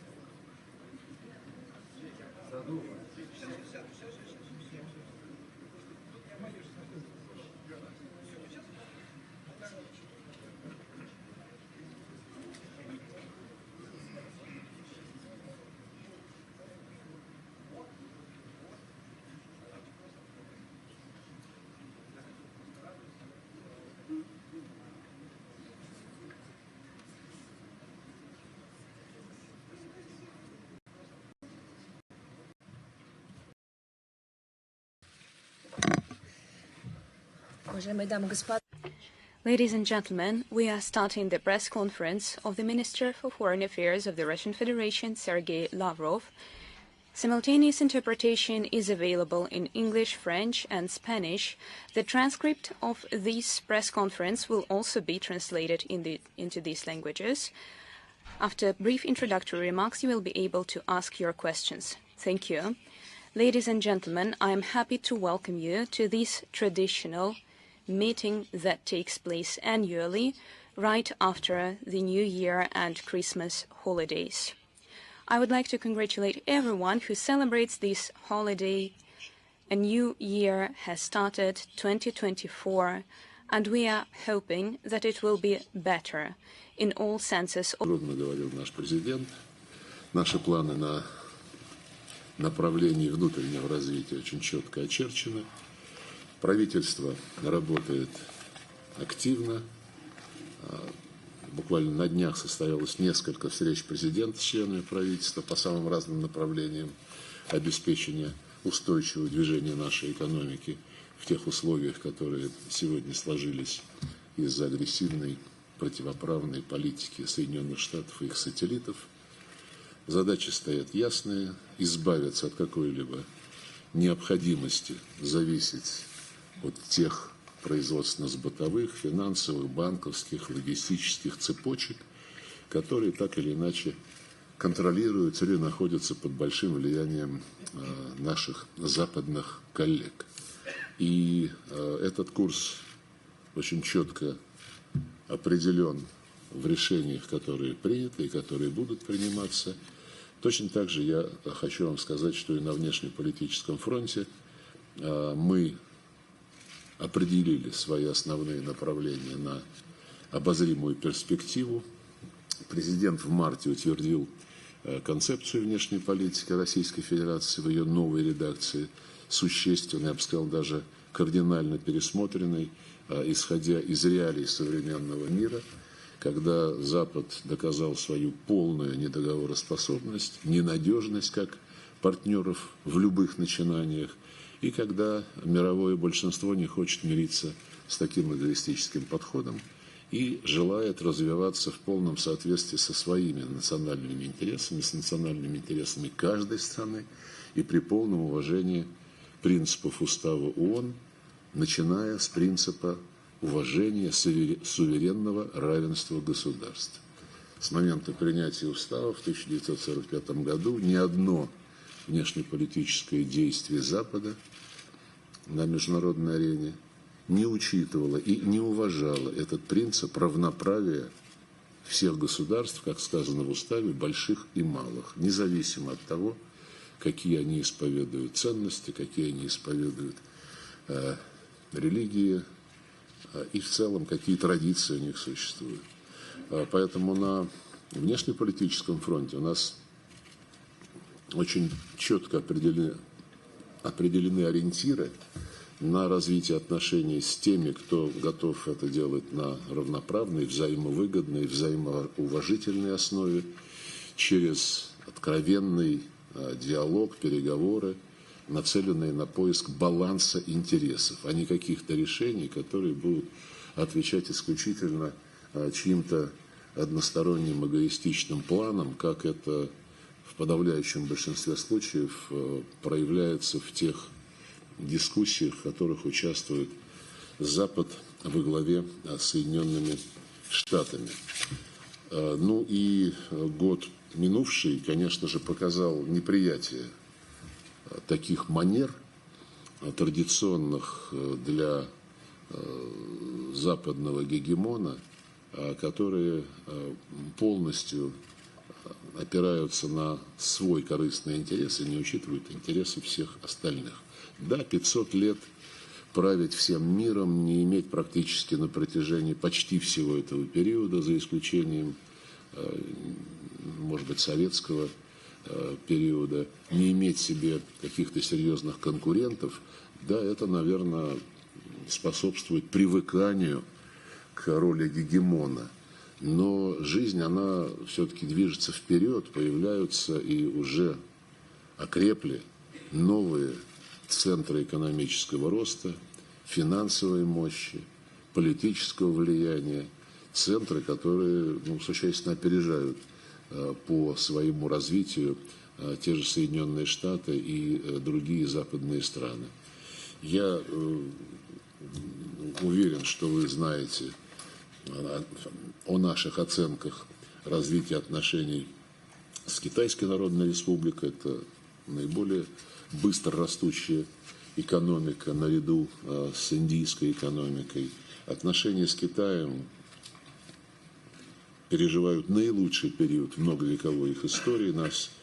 Для нас особенно ценно, что в свой первый государственный визит после переизбрания на пост председателя КНР Си Цзиньпин нанес в марте 2023 года в Москву, и в свою очередь президент Путин в октябре тоже прошлого года посетил Китай для участия в третьем международном форуме «Один пояс и один путь». Поступательно продвигаются отношения особо привилегированного стратегического партнерства с Индией. Здесь тоже регулярный диалог на высшем уровне, контакты между отраслевыми ведомствами по линии внешнеполитических министерств. Ну и если мы говорим о нашем близком окружении, то, конечно же, это страны Ближнего Востока, Иран, Турция, Саудовская Аравия, Объединенные Арабские Эмираты, Катар. И, безусловно, мы заинтересованы в развитии отношений не только по двусторонним каналам, но и с региональными структурами, которые созданы многими из наших партнеров, имея в виду Совет сотрудничества арабских государств Персидского залива, имея в виду Лигу арабских государств, АСЕАН, Африканский союз, сообщество стран Латинской Америки и Карибского бассейна и другие. Со странами Африки, вы знаете, мы выводим наше партнерство на подлинно стратегический уровень. Это было подтверждено на втором саммите Россия-Африка, который состоялся в июле этого года в Санкт-Петербурге. Ну и важным этапом развития наших отношений с латиноамериканским континентом стала межпарламентская конференция России и Латинская Америка, которая состоялась осенью прошлого года. И Африка, и Латинская Америка – это так же, как и перечисленные мной азиатские страны, это нарождающиеся самостоятельные центры многополярного мира. Мы работали активно на площадке ООН. Там была создана и уже пару лет успешно функционирует группа друзей в защиту устава Организации Объединенных Наций. В ее рамках принимаются совместные заявления по принципиальным вопросам мирового развития. И эта группа активно стимулирует работу и Генеральной Ассамблеи в целом, продвигая совместные инициативы, в том числе российские инициативы, а мы поддерживаем инициативы наших партнеров по этому новому образованию. Отмечу, на мой взгляд, очень важное событие – это принятие в очередной раз на Генеральной Ассамблее резолюции о недопустимости героизации нацизма. Она, несмотря на ухищрение Запада, была принята подавляющим большинством голосов. Но отмечу такое обстоятельство, что второй раз подряд против этого документа проголосовали Германия, Италия и Япония, то есть страны оси, которые в свое время, после поражения во Второй мировой войне, публично каялись за преступления, совершенные в годы этой войны, и, в общем-то, заверяли всех, что такое больше не повторится. Но вот то, что последние 2 года эти страны голосуют против резолюции, требующей не допустить возрождения нацизма, наводит на достаточно серьезные мысли и заставляет задуматься, в каком направлении развиваются идеологические процессы не только в этих государствах, но и в целом на Западе.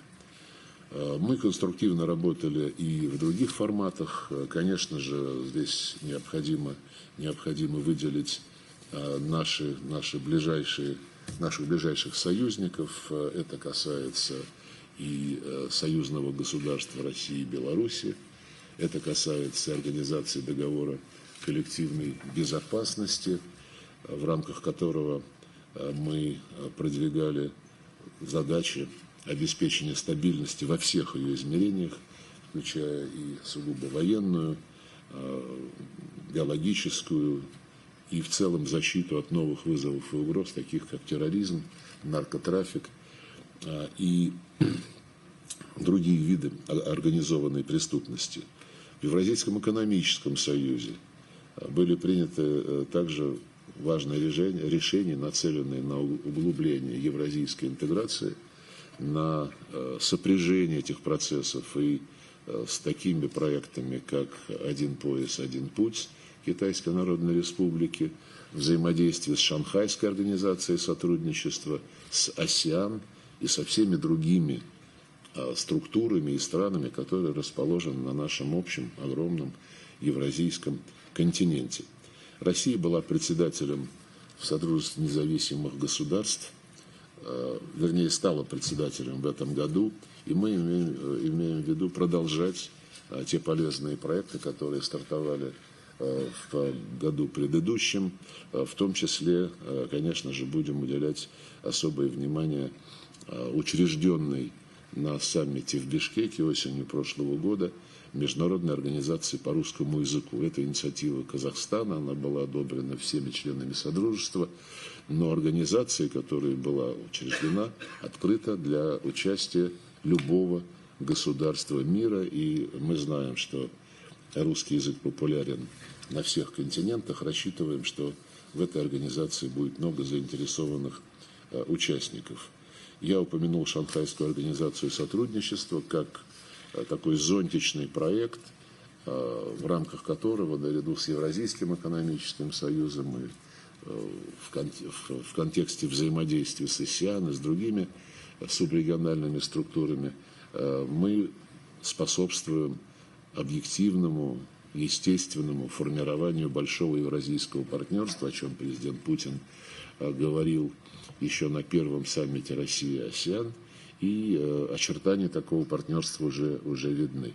Важно в нынешних условиях, чтобы экономическое партнерство, которое отвечает интересам всех стран нашего общего континента, сам Бог велел нам использовать вот эти объективные конкурентные преимущества расположения на одном пространстве, причем пространстве, которое является локомотивом роста мировой экономики уже долгое время и на долгие годы будет эту роль сохранять. Но помимо взаимных экономических, взаимовыгодных экономических проектов, конечно, важно обеспечивать на этой основе, независимо от других факторов, военно-политическую безопасность в Евразии. Будем выступать за то, чтобы эта задача решалась странами континента, без попыток внерегиональных государств внедряться в эти процессы, так сказать, со своим уставом.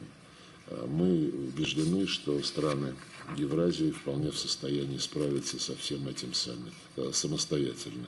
Ну и, конечно, я перечислил различные региональные структуры, но есть и надрегиональная структура, глобальная структура, она называется БРИКС. БРИКС символизирует собой богатство многополярного мира. Особо значимым шагом по укреплению позиции БРИКС стало решение прошлогоднего саммита в ЮАР о расширении числа участников этого объединения. И Россия, которая с 1 января вступила в права председателя БРИКС, будет, конечно, особое внимание уделять тому, чтобы новички, новобранцы органично вписались в нашу общую работу и тем самым способствовали укреплению позитивных тенденций не только внутри БРИКС как таковой, но и на международной арене в интересах мирового большинства. Если учесть, что более 20, где-то даже ближе к 30 стран заинтересованы в сближении с БРИКС, то у этого объединения с глобальным составом участников, конечно, мы видим очень большое будущее. Скажу также о том, что мы по-прежнему отдавали приоритет защите законных интересов, законных прав российских граждан за рубежом. То, как они подвергаются дискриминации в странах коллективного Запада, вы хорошо знаете. Многие из вас об этом пишут, в отличие от ваших западных коллег, которые все чаще пытаются скрыть правду о том, как себя ощущают журналисты в странах, так сказать, устоявшейся демократии, извините за выражение. Вот. Но помимо повседневных проблем, с которыми сталкиваются наши граждане в США, в Европе, в других государствах, конечно же, никуда не исчезают чрезвычайные ситуации, как природные, так и творимые человеком. И вот последнее время мы активно содействовали эвакуации россиян и граждан стран СНГ, да и некоторых других государств из сектора Газа, а за несколько месяцев до этого из Судана, где разразился внутренний конфликт. В плане общественной дипломатии выделю такую веху ее развития, как создание в марте прошлого года международного движения русофилов, неформального объединения людей, которые проживают на разных материках, на разных континентах и ощущают духовную, культурную близость с Россией. Планируется состоялось учредительное собрание этого движения, а первый полноценный его съезд намечен на первую половину нынешнего года. Ну и, конечно, мы продолжим продвигать идеалы правды, справедливости в международных делах. Будем делать все, чтобы международные отношения стали более демократичными. И в этом смысле наше министерство активно поддерживает инициативу «Единой России» по проведению в Москве международного межпартийного форума сторонников борьбы с современными практиками неоколониализма. Очень актуальная тема, учитывая, что неоколониалистская сущность политики Запада, она во многом присутствует и в нынешних действиях Соединенных Штатов и их союзников, и смысл ее остается прежним. Использовать в свою пользу, в своих интересах ресурсы других и жить за счет других стран. И предстоящий форум, я обращаю ваше внимание, предстоящий форум обещает быть весьма и весьма интересным и важным событием. Вот. Из культурной повестки дня в России готовится ряд крупных международных мероприятий. В их числе Всемирный фестиваль молодежи, как вы знаете, до начала уже остается совсем немного времени. Игры будущего, комбинация физического спорта и киберспорта, игры БРИКС, и те, и другие игры состоятся в Казани, игры будущего в феврале, а БРИКС летом. Готовится международный песенный конкурс «Интервидение», интерес к участию в котором проявили многие страны мирового большинства. Ну и, конечно же, мы сделаем все возможное, чтобы все наши гости, которые приедут на упомянутые и на многочисленные другие мероприятия, ощутили в полной мере русское радушие, гостеприимство, как это было в 2018 году, когда мы принимали финальную часть чемпионата мира по футболу. Но и в заключение хочу подтвердить нашу открытость к общению с представителями средств массовой информации в самых разных форматах. Присутствующие здесь представители министерства надеюсь, не заслуживают упреков в том, что мы избегаем общения с журналистами, но и другие члены руководства МИДа, руководители департаментов, сотрудники наши, особенно когда они выезжают в делегации на международные мероприятия, всегда не стараются, а просто обязаны рассказывать о нашей работе и делать так, чтобы наша деятельность была понятной, открытой, к чему, собственно, мы и стремимся. Спасибо, я готов перейти в интерактив. Пожалуйста, РИА Новости. Большое. Кристина Родригес, РИА Новости. У меня, если позволите, Сергей Викторович, два вопроса. Первый вопрос. Сергей Викторович, как вы считаете, в случае, если на Украине состоятся выборы в этом году, может ли там к власти прийти человек, который будет готов разговаривать с Россией? И насколько принципиально для России в вопросе будущего урегулирования конфликта заключение Киевом соглашения о безопасности с Лондоном, ну и впоследствии с другими странами «семерки», значит ли это, что нейтрального статуса у Украины не будет? Это первый вопрос. Мы, честно говоря, не сильно озабочены теми препинаниями, которые наблюдаются в контексте обсуждения политической жизни Украины. Вопрос выборов всплывал. Мы слышали о том, что Запад настоятельно рекомендует Зеленскому такие выборы провести, видимо, рассчитывая, что избирательная кампания и само голосование позволят немножко ввести Зеленского в русло интересов Запада, потому что он все чаще отбивается от рук. Зеленский публично объявил о том, что он не будет никакие выборы организовывать, потому что идет война. Ну, это напоминает, знаете, очередную такую инсценировку и отражает исключительно желание этого человека и его сподручных, которые всем хорошо известны, максимально держаться за власть. Я вижу именно такое желание. Запад хотел бы иметь больше гибкости, потому что они, видимо, уже поняли, что блицкриг, который был так разрекламирован с конечной целью нанесения стратегического поражения России, это все иллюзии, и что ситуация кардинально изменилась, ну, прежде всего, в западных умах. Они поняли свою ошибку, ее признать трудно, и это выражается в том, что они сейчас ищут какие-то внешние сигналы, позволяющие вроде бы и Украину поддерживать, а с другой стороны позволяющие подталкивать Киев к тому, чтобы он все-таки стал более покладист и стал слушаться западных своих начальников. Насколько это будет реализовываться, мне сказать трудно. Но у вас вторая часть была вопроса какая-то. Вторая часть была относительно принципиально для России в вопросе будущего регулирования конфликта с заключением Киева соглашения вот с Лондоном о безопасности. Да, но эта история, она уже не новая.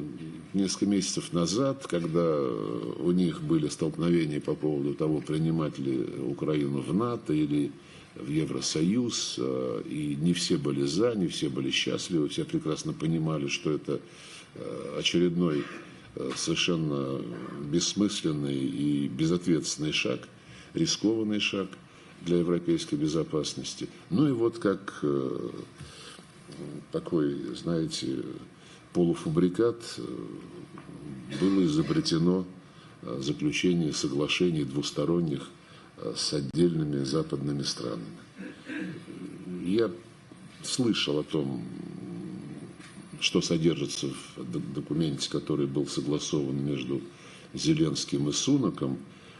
Я не увидел в анализе этого документа каких-либо юридически обязывающих положений, но если только таковым не считать обязательства Украины в случае, если кто-то нападет на Великобританию, обеспечить защиту этих островов. Ну, достаточно так анекдотично, но, с другой стороны, вы знаете, все-таки это продолжение жанра. Квартал 95, сейчас, может быть, он как-то по-другому будет называться. Мы не возражаем против тех договоренностей, которые заключают другие страны с Украиной, но это нисколько не меняет нашу цель. Это было подтверждено буквально на днях президентом Путиным. Мы будем цели специальной военной операции достигать последовательно, настойчиво, и мы этих целей достигнем. Ну, а Запад, он периодически посылает какие-то сигналы, потом эти сигналы отзываются. Мы к ним относимся философски. Президент многократно говорил, Россия от переговоров не отказывается. Он сказал это еще в 2022 году, когда по указке Бориса Джонсона и прочих англосаксов Киеву запретили подписать уже согласованный договор об урегулировании с Российской Федерацией. От истории хорошо известно, было это в апреле 2022 года. И выступая в том году, в 2022 году по этому поводу, президент сказал в очередной раз, мы не отказываемся от переговоров, но те, кто отказываются, должны понимать, что чем дольше они тянут, тем тяжелее будет договариваться. Ну вот сейчас мы видим исполнение этого пророчества. Нет никаких надежд на то, что Россия будет каким-то образом побеждена. Ну, об этом уже многократно говорилось. Те, кто не учил историю, а таких много на Западе, и географию тоже, конечно, они мало знают, они могут на эти темы фантазировать. Ну, либо писать какой-то очередной сценарий для упомянутого квартала 95. Но к реальной жизни это не будет иметь никакого отношения. Да, пожалуйста, агентство САНА.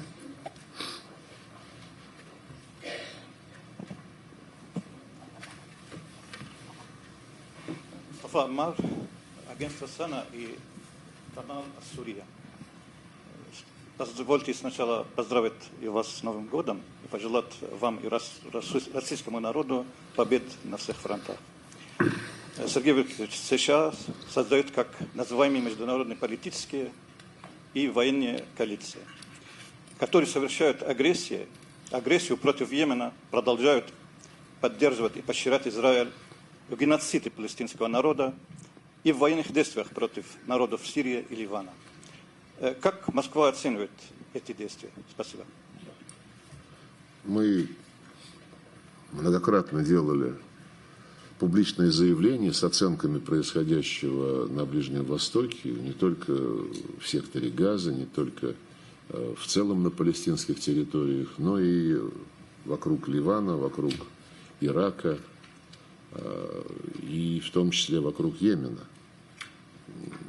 Безусловно, Соединенные Штаты вместе с англичанами и некоторыми другими своими союзниками превысили и нарушили, просто растоптали все мыслимые нормы международного права, включая резолюцию Совета Безопасности, которая лишь призвала защищать коммерческое судоходство. Бомбить Йемен никто никого не уполномачивал, ну, собственно, так же, как и никто в 2011 году не уполномачивал НАТО бомбить Ливию.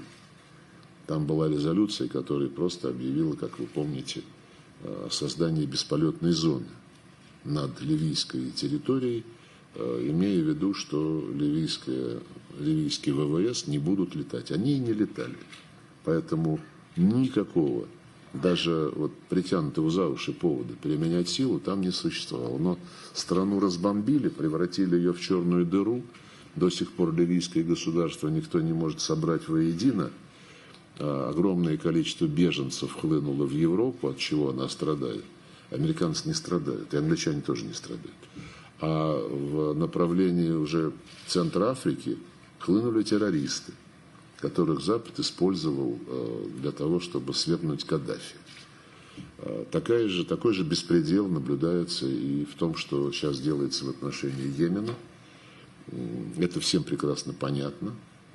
И оправдательные заявления, которые звучат из Вашингтона, они выглядят, вы знаете, как-то так очень жалко, я бы сказал. И на этом фоне госсекретарь Блинкен вот на днях в Давосе, в Давосе это было, заявил, что все страны Ближнего Востока хотят присутствия Соединенных Штатов в регионе и хотят, чтобы Соединенные Штаты играли ведущую роль в регионе.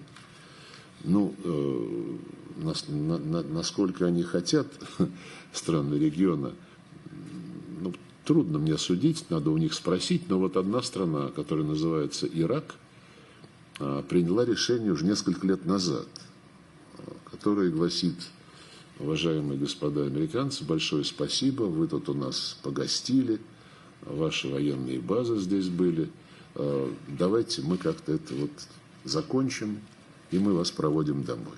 А американцы просто не уходят. Вот совсем недавно вновь из Багдада звучали такие слова по поводу нежелания американцев просто оттуда убираться, хотя их давно уже приглашают на выход. Печально. И особенно печально то, что вот Блинкен также упомянул, что только США могут сыграть посредническую роль, только США могут достичь какого-то там урегулирования между палестинцами и израильтянами. Он про это говорил.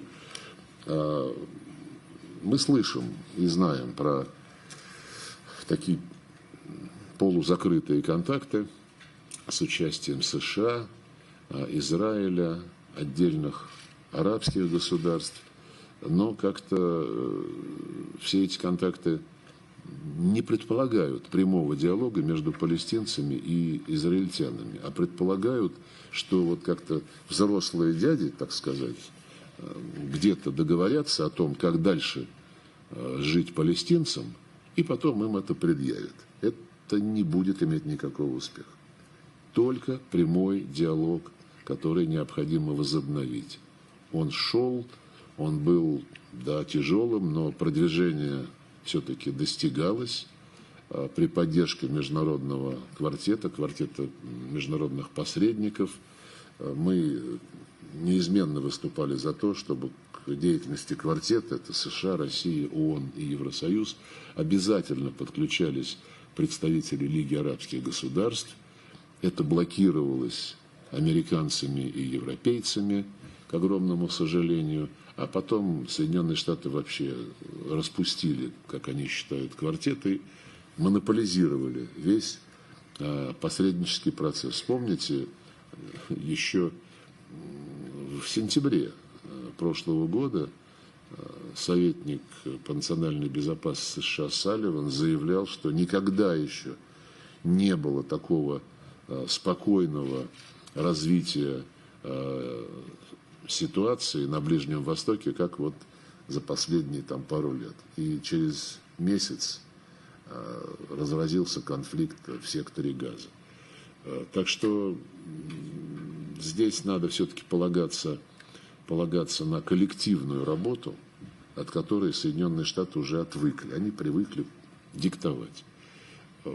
Буквально в понедельник состоится, во вторник следующей недели состоится специальное заседание Совета Безопасности ООН по этому вопросу. Мы планируем участвовать. Я должен направиться в Нью-Йорк с этой целью. Там мы изложим наши предложения, которые, в общем-то, нацелены именно на возобновление коллективных начал, а не на попытки в одиночку все порешать. Причем не только там. Соединенные Штаты ведь хотят свою повестку дня продвигать по всему миру. Посмотрим. Наверное, жизнь должна научить всех наших западных коллег, и страны региона, прежде всего, должны настоять на том, что им жить здесь. И для них безопасность всех расположенных там государств имеет решающее значение. Советы извне, наверное, запрещать никто не собирается, но окончательное решение должны принимать сами регионалы, И главным направлением усилий должно стать создание палестинского государства в полном соответствии с решениями Совета Безопасности, государство, которое, как записано в этих решениях, было бы дееспособным и существовало бы в безопасности и добрососедстве бок о бок с Израилем и с другими странами региона. Без этого, что бы ни происходило, мы будем видеть рецидивы того насилия, которое сейчас наблюдается в Газе, потому что без создания палестинского государства палестинский народ будет продолжать чувствовать себя ущемленным, будет продолжать жить в условиях несправедливости. И, конечно, поколение за поколением молодых палестинцев эту несправедливость будут ощущать и передавать уже своим детям. Нужно поставить точку, и такой точкой должно стать создание палестинского государства. Я очень надеюсь, что израильское руководство придет к такому выводу в конечном итоге, пока сейчас там далеко не все считают это приемлемым для Израиля. Ну, как говорится, здесь ничего поделать невозможно, кроме как разъяснительную работу проводить. Но без создания палестинского государства надежная безопасность Израиля обеспечена быть не может. А Россия очень заинтересована в том, чтобы Израиль, израильтяне жили в безопасности. Это наш давний партнер. Наша страна была первой, кто признал независимость Израиля. Там сейчас около 2 миллионов граждан, которые одновременно являются гражданами России, выходцами из России. И нам это, конечно, не безразлично. Мы готовы сыграть активную роль в обеспечении полноценного урегулирования, которое будет гарантировать безопасность Израиля в контексте полноценного выполнения резолюции Совета Безопасности по палестинскому вопросу. Пожалуйста, международная жизнь. Спасибо, международная жизнь. Сергей Викторович, в прошлом году была такая информация, что США передали России некие письменные предложения о запуске переговорного процесса по контролю над вооружениями. И тогда в МИДе подтверждали, что да, вопрос о направлении официального ответа американской стороны действительно в проработке. Так вот, в итоге ответ этот был направлен. Это раз. А второе, как вы видите перспективы вообще, насколько они вообще присутствуют сегодня, возобновление диалога с США по вопросам стратегической стабильности вообще. Возможно это, уместно сейчас, полезно ли, с учетом текущих обстоятельств, в контексте, конечно, конфликта с Западом и на фоне, откровенно враждебной политики Вашингтона. Спасибо. О перспективах возобновления стратегического диалога с Соединенными Штатами немало говорилось в последнее время. Эта тема то и дело всплывает в разговорах, в контактах со средствами массовой информации. Но говорить об этих перспективах серьезно, как взрослые люди, невозможно в отрыве от общего состояния дел в области международной безопасности и в области той самой стратегической стабильности. На сегодня в этой сфере крайне негативная динамика, эта тенденция усугубляется. Связано это прежде всего с обострением борьбы вокруг тех, без привлечения исторических процессов, которые сопровождают сдвиг миропорядка от однополярной модели к полицентричному мироустройству.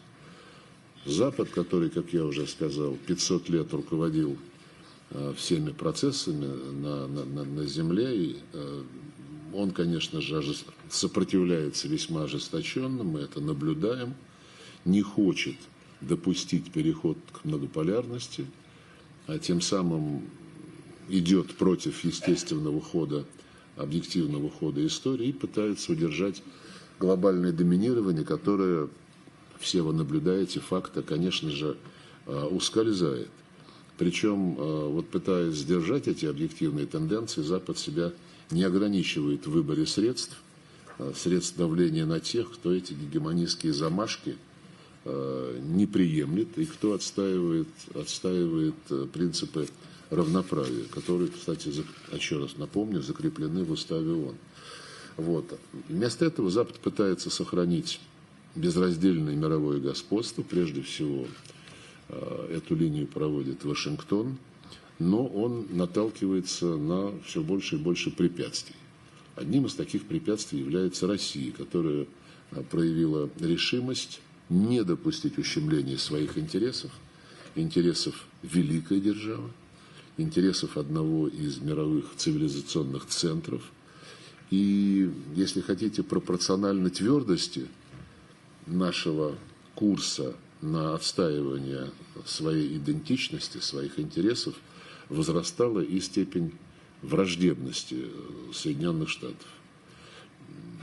Вашингтон взял курс на безудержную экспансию антироссийски заряженного блока НАТО, экспансию на постсоветское пространство, спровоцировал конфликт вокруг Украины, и мы, как вы знаете, не стали мириться с использованием киевского режима в качестве инструмента создания прямых угроз нашей безопасности, причем не где-то через океан, а непосредственно на границах нашей страны.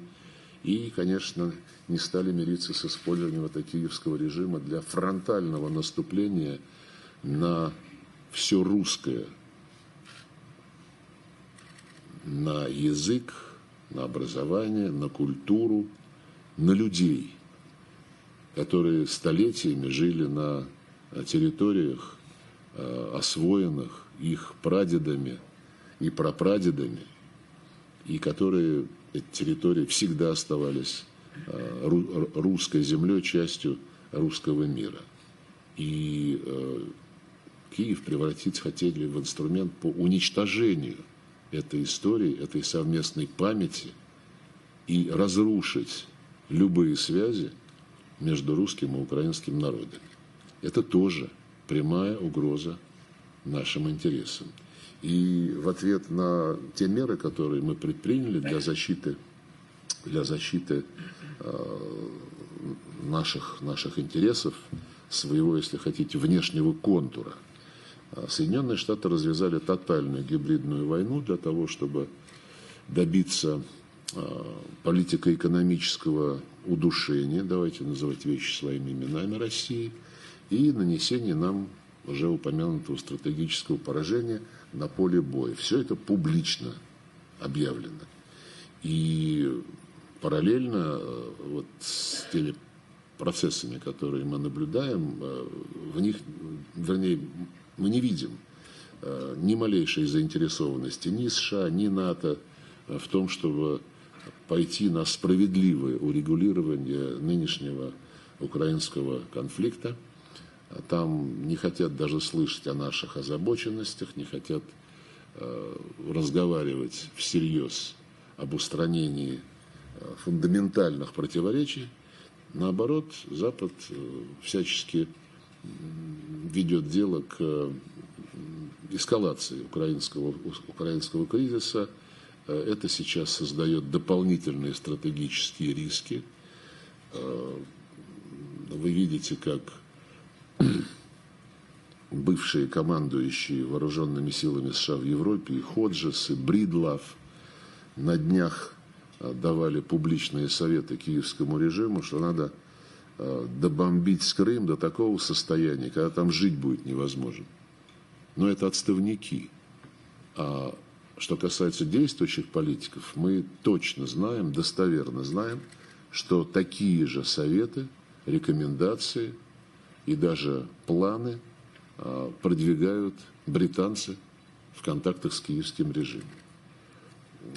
Поэтому, как обычно, жизнь мало чему учит. Они будут поддерживать Киев, и раньше говорили, столько, сколько придется, Сейчас уже говорят столько, сколько возможно. Это уже такой нюанс, отражающий легкое изменение в оценке ситуации. Ну, ради бога, это их дело.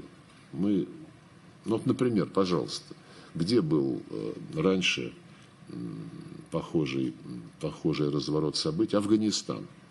20 лет там американцы были, это вот столько, сколько потребовалось им, или столько, сколько было возможно. Чего они там добились? Или тот же Ирак, Ливия, любые страны, в которых США и их сателлиты устраивали авантюры, просто пробегитесь, так сказать, мысленно, где стало лучше, где утвердилась та самая демократия, ради которой это все затевалось. И Украину, к сожалению, ждет такая же судьба, потому что, положившись на хозяина, не понимая, что хозяин думает только о себе, а совсем не о тебе, нельзя рассчитывать на то, что интересы твоего народа будут каким-то образом учтены. Поэтому вот такое подзуживание, подталкивание к все более и более агрессивному использованию дальнобойных средств для нанесения ударов и по Крыму, чтобы, в общем-то, сделать его не подходящим для проживания, и вглубь территории Российской Федерации, и не только подзуживание, но и передача соответствующих вооружений, это говорит о том, что Запад не хочет никакого конструктивного решения, которое учитывало бы законную озабоченность Российской Федерации. Вот. А такая деструктивная политика, которая, конечно, возглавляет Соединенными Штатами, привела к очень глубокой, ну, прямо скажем, деградации российско-американских отношений и коренному изменению обстоятельств в области безопасности по сравнению с теми, которые существовали, когда заключался договор о стратегических наступательных вооружениях. Вашингтон просто отбросил в сторону все те понимания, все те принципы, на которых наши страны в свое время согласились налаживать взаимодействие, в том числе взаимодействие по контролю над вооружением. В преамбуле договора об СНВ отражена наша договоренность о приверженности принципу неделимости безопасности, когда никто не укрепляет свою безопасность за счет безопасности другого. Принцип был растоптан в контексте подготовки и развязывания украинского конфликта. Там же в преамбуле записано обязательство России и США выстраивать отношения на основе доверия и сотрудничества. О каком доверии может сейчас идти речь? Все это прекрасно понимают. И в реальности США давно сделали ставку на достижение военного превосходства, стремились обеспечить себе свободу рук, шаг за шагом демонтировали всю систему соглашения контроля над вооружением. Это и противоракетная оборона, и договор о ракетах средней и меньшей дальности, договор об открытом небе. Ну и то же самое произошло с договором об обычных вооруженных силах в Европе и с самим ДСНВ, в силу того, что США создали неприемлемые условия для их выполнения. Вот. Именно американская сторона, напомню об этом, заморозила в свое время двусторонний стратегический диалог, ссылаясь на неблагоприятный военно-политический фон. Они отменили, по-моему, осенью 22 года раунд, который мы были готовы проводить. Но вдруг, не так давно, они снова вспомнили про важность контроля над ядерными вооружениями, начали нам направлять, в том числе вот на упомянутой вами бумаге, какие-то сигналы, якобы имеющиеся у них готовности возобновить диалог по этим вопросам. Причем предложили обособить переговоры по стратегической стабильности от общего военно-политического контекста. А этот контекст, как вы можете видеть, ежедневно является просто непримиримо враждебным по отношению к нам.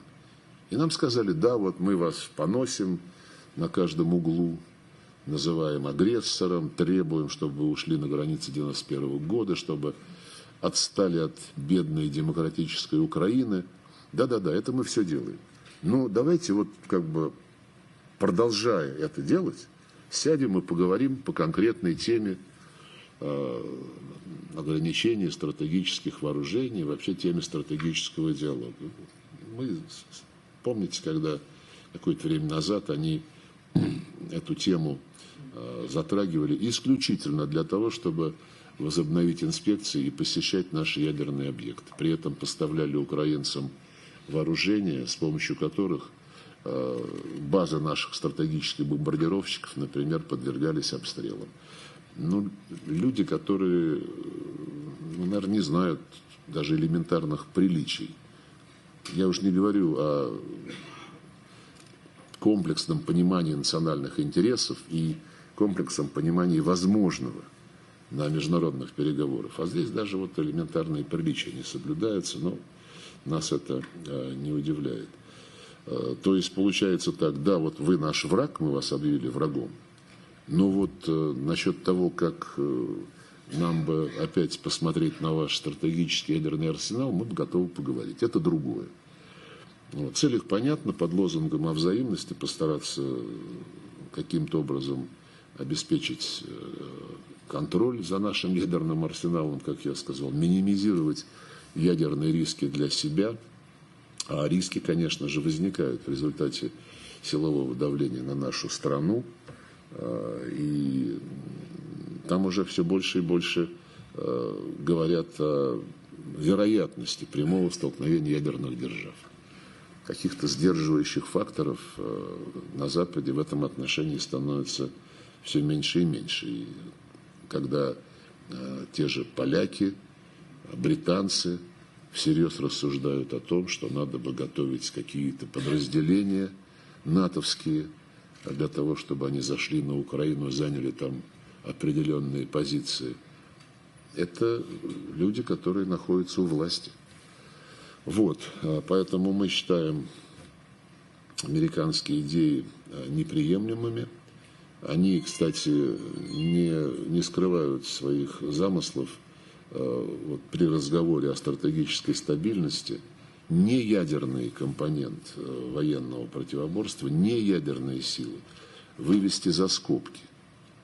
Тем самым, эта цель очевидна, закрепить имеющиеся у коллективного Запада в данной сфере серьезное количественное преимущество. Поэтому мы не видим в условиях ведомой Вашингтоном гибридной войны против России, не видим каких-либо оснований не только для дополнительных совместных мер в области контроля над вооружениями и снижения стратегических рисков, но и в целом для какого-либо разговора с Соединенными Штатами о стратегической стабильности.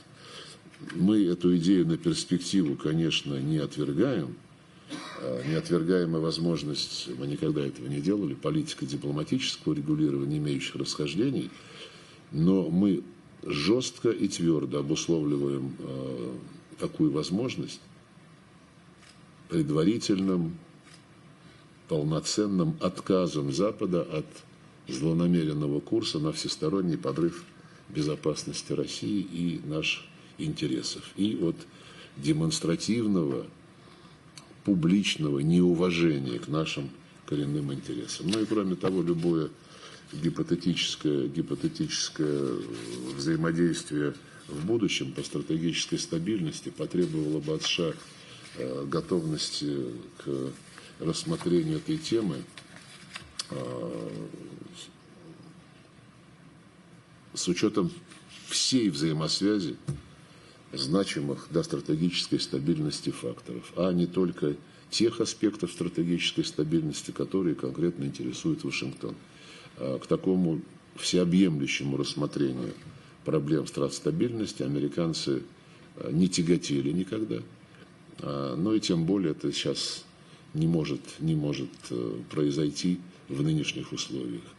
Вот, поэтому понадобится устранить критически значимые противоречия в области безопасности, которые несет экспансия НАТО на восток. Напомню, об этом мы говорили еще в декабре 2021 года. Вернее, говорили мы об этом давно, а в декабре 2021 года выдвинули конкретные предложения, которые могли бы предотвратить нынешний конфликт, тем самым спасти бы экономику Европы, которую сейчас американцы топят активно и результативно. Но наши предложения декабря 2021 года были отвергнуты, как вы знаете. Вот. Что касается вопроса о том, информировали ли мы об этом американцев, да, мы в декабре 2023 года передали вот те мысли, которые я сейчас так изложил в общем плане, изложили на бумаге, как и те письменные предложения, которые нам американцы передали. Эти оценки, мы предупредили об этом Вашингтон, эти оценки для нас безальтернативны, и мы исходим из того, что в этом вопросе не осталось никакой недосказанности. Да, пожалуйста, Синьхуа. Здравствуйте. Надо нажать кнопочку микрофона.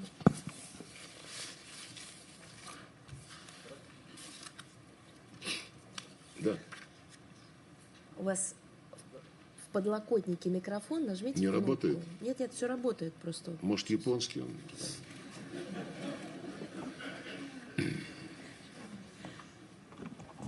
Алло. Здравствуйте. Сергей Викторович, меня зовут Юрий. Я корреспондент Синьхуа. У меня к вам такой вопрос. Если бы вас попросили одним и несколькими словами оценить результаты китайско-российских отношений в 2023 году, то какое слово или слова вы бы выбрали и почему? И чего вы ожидаете от двусторонних отношений в этом году? Спасибо. Я уже говорил в своем вступительном слове, что российско-китайские отношения, как неоднократно подчеркивали наши лидеры, переживают наилучший период за всю свою историю. Было записано в ряде деклараций, принятых на высшем уровне, что эти отношения прочнее, надежнее и более продвинуты, нежели военный союз в его прежнем понимании эпохи Холодной войны. На самом деле это отражает реальное положение дел. Нет такой сферы деятельности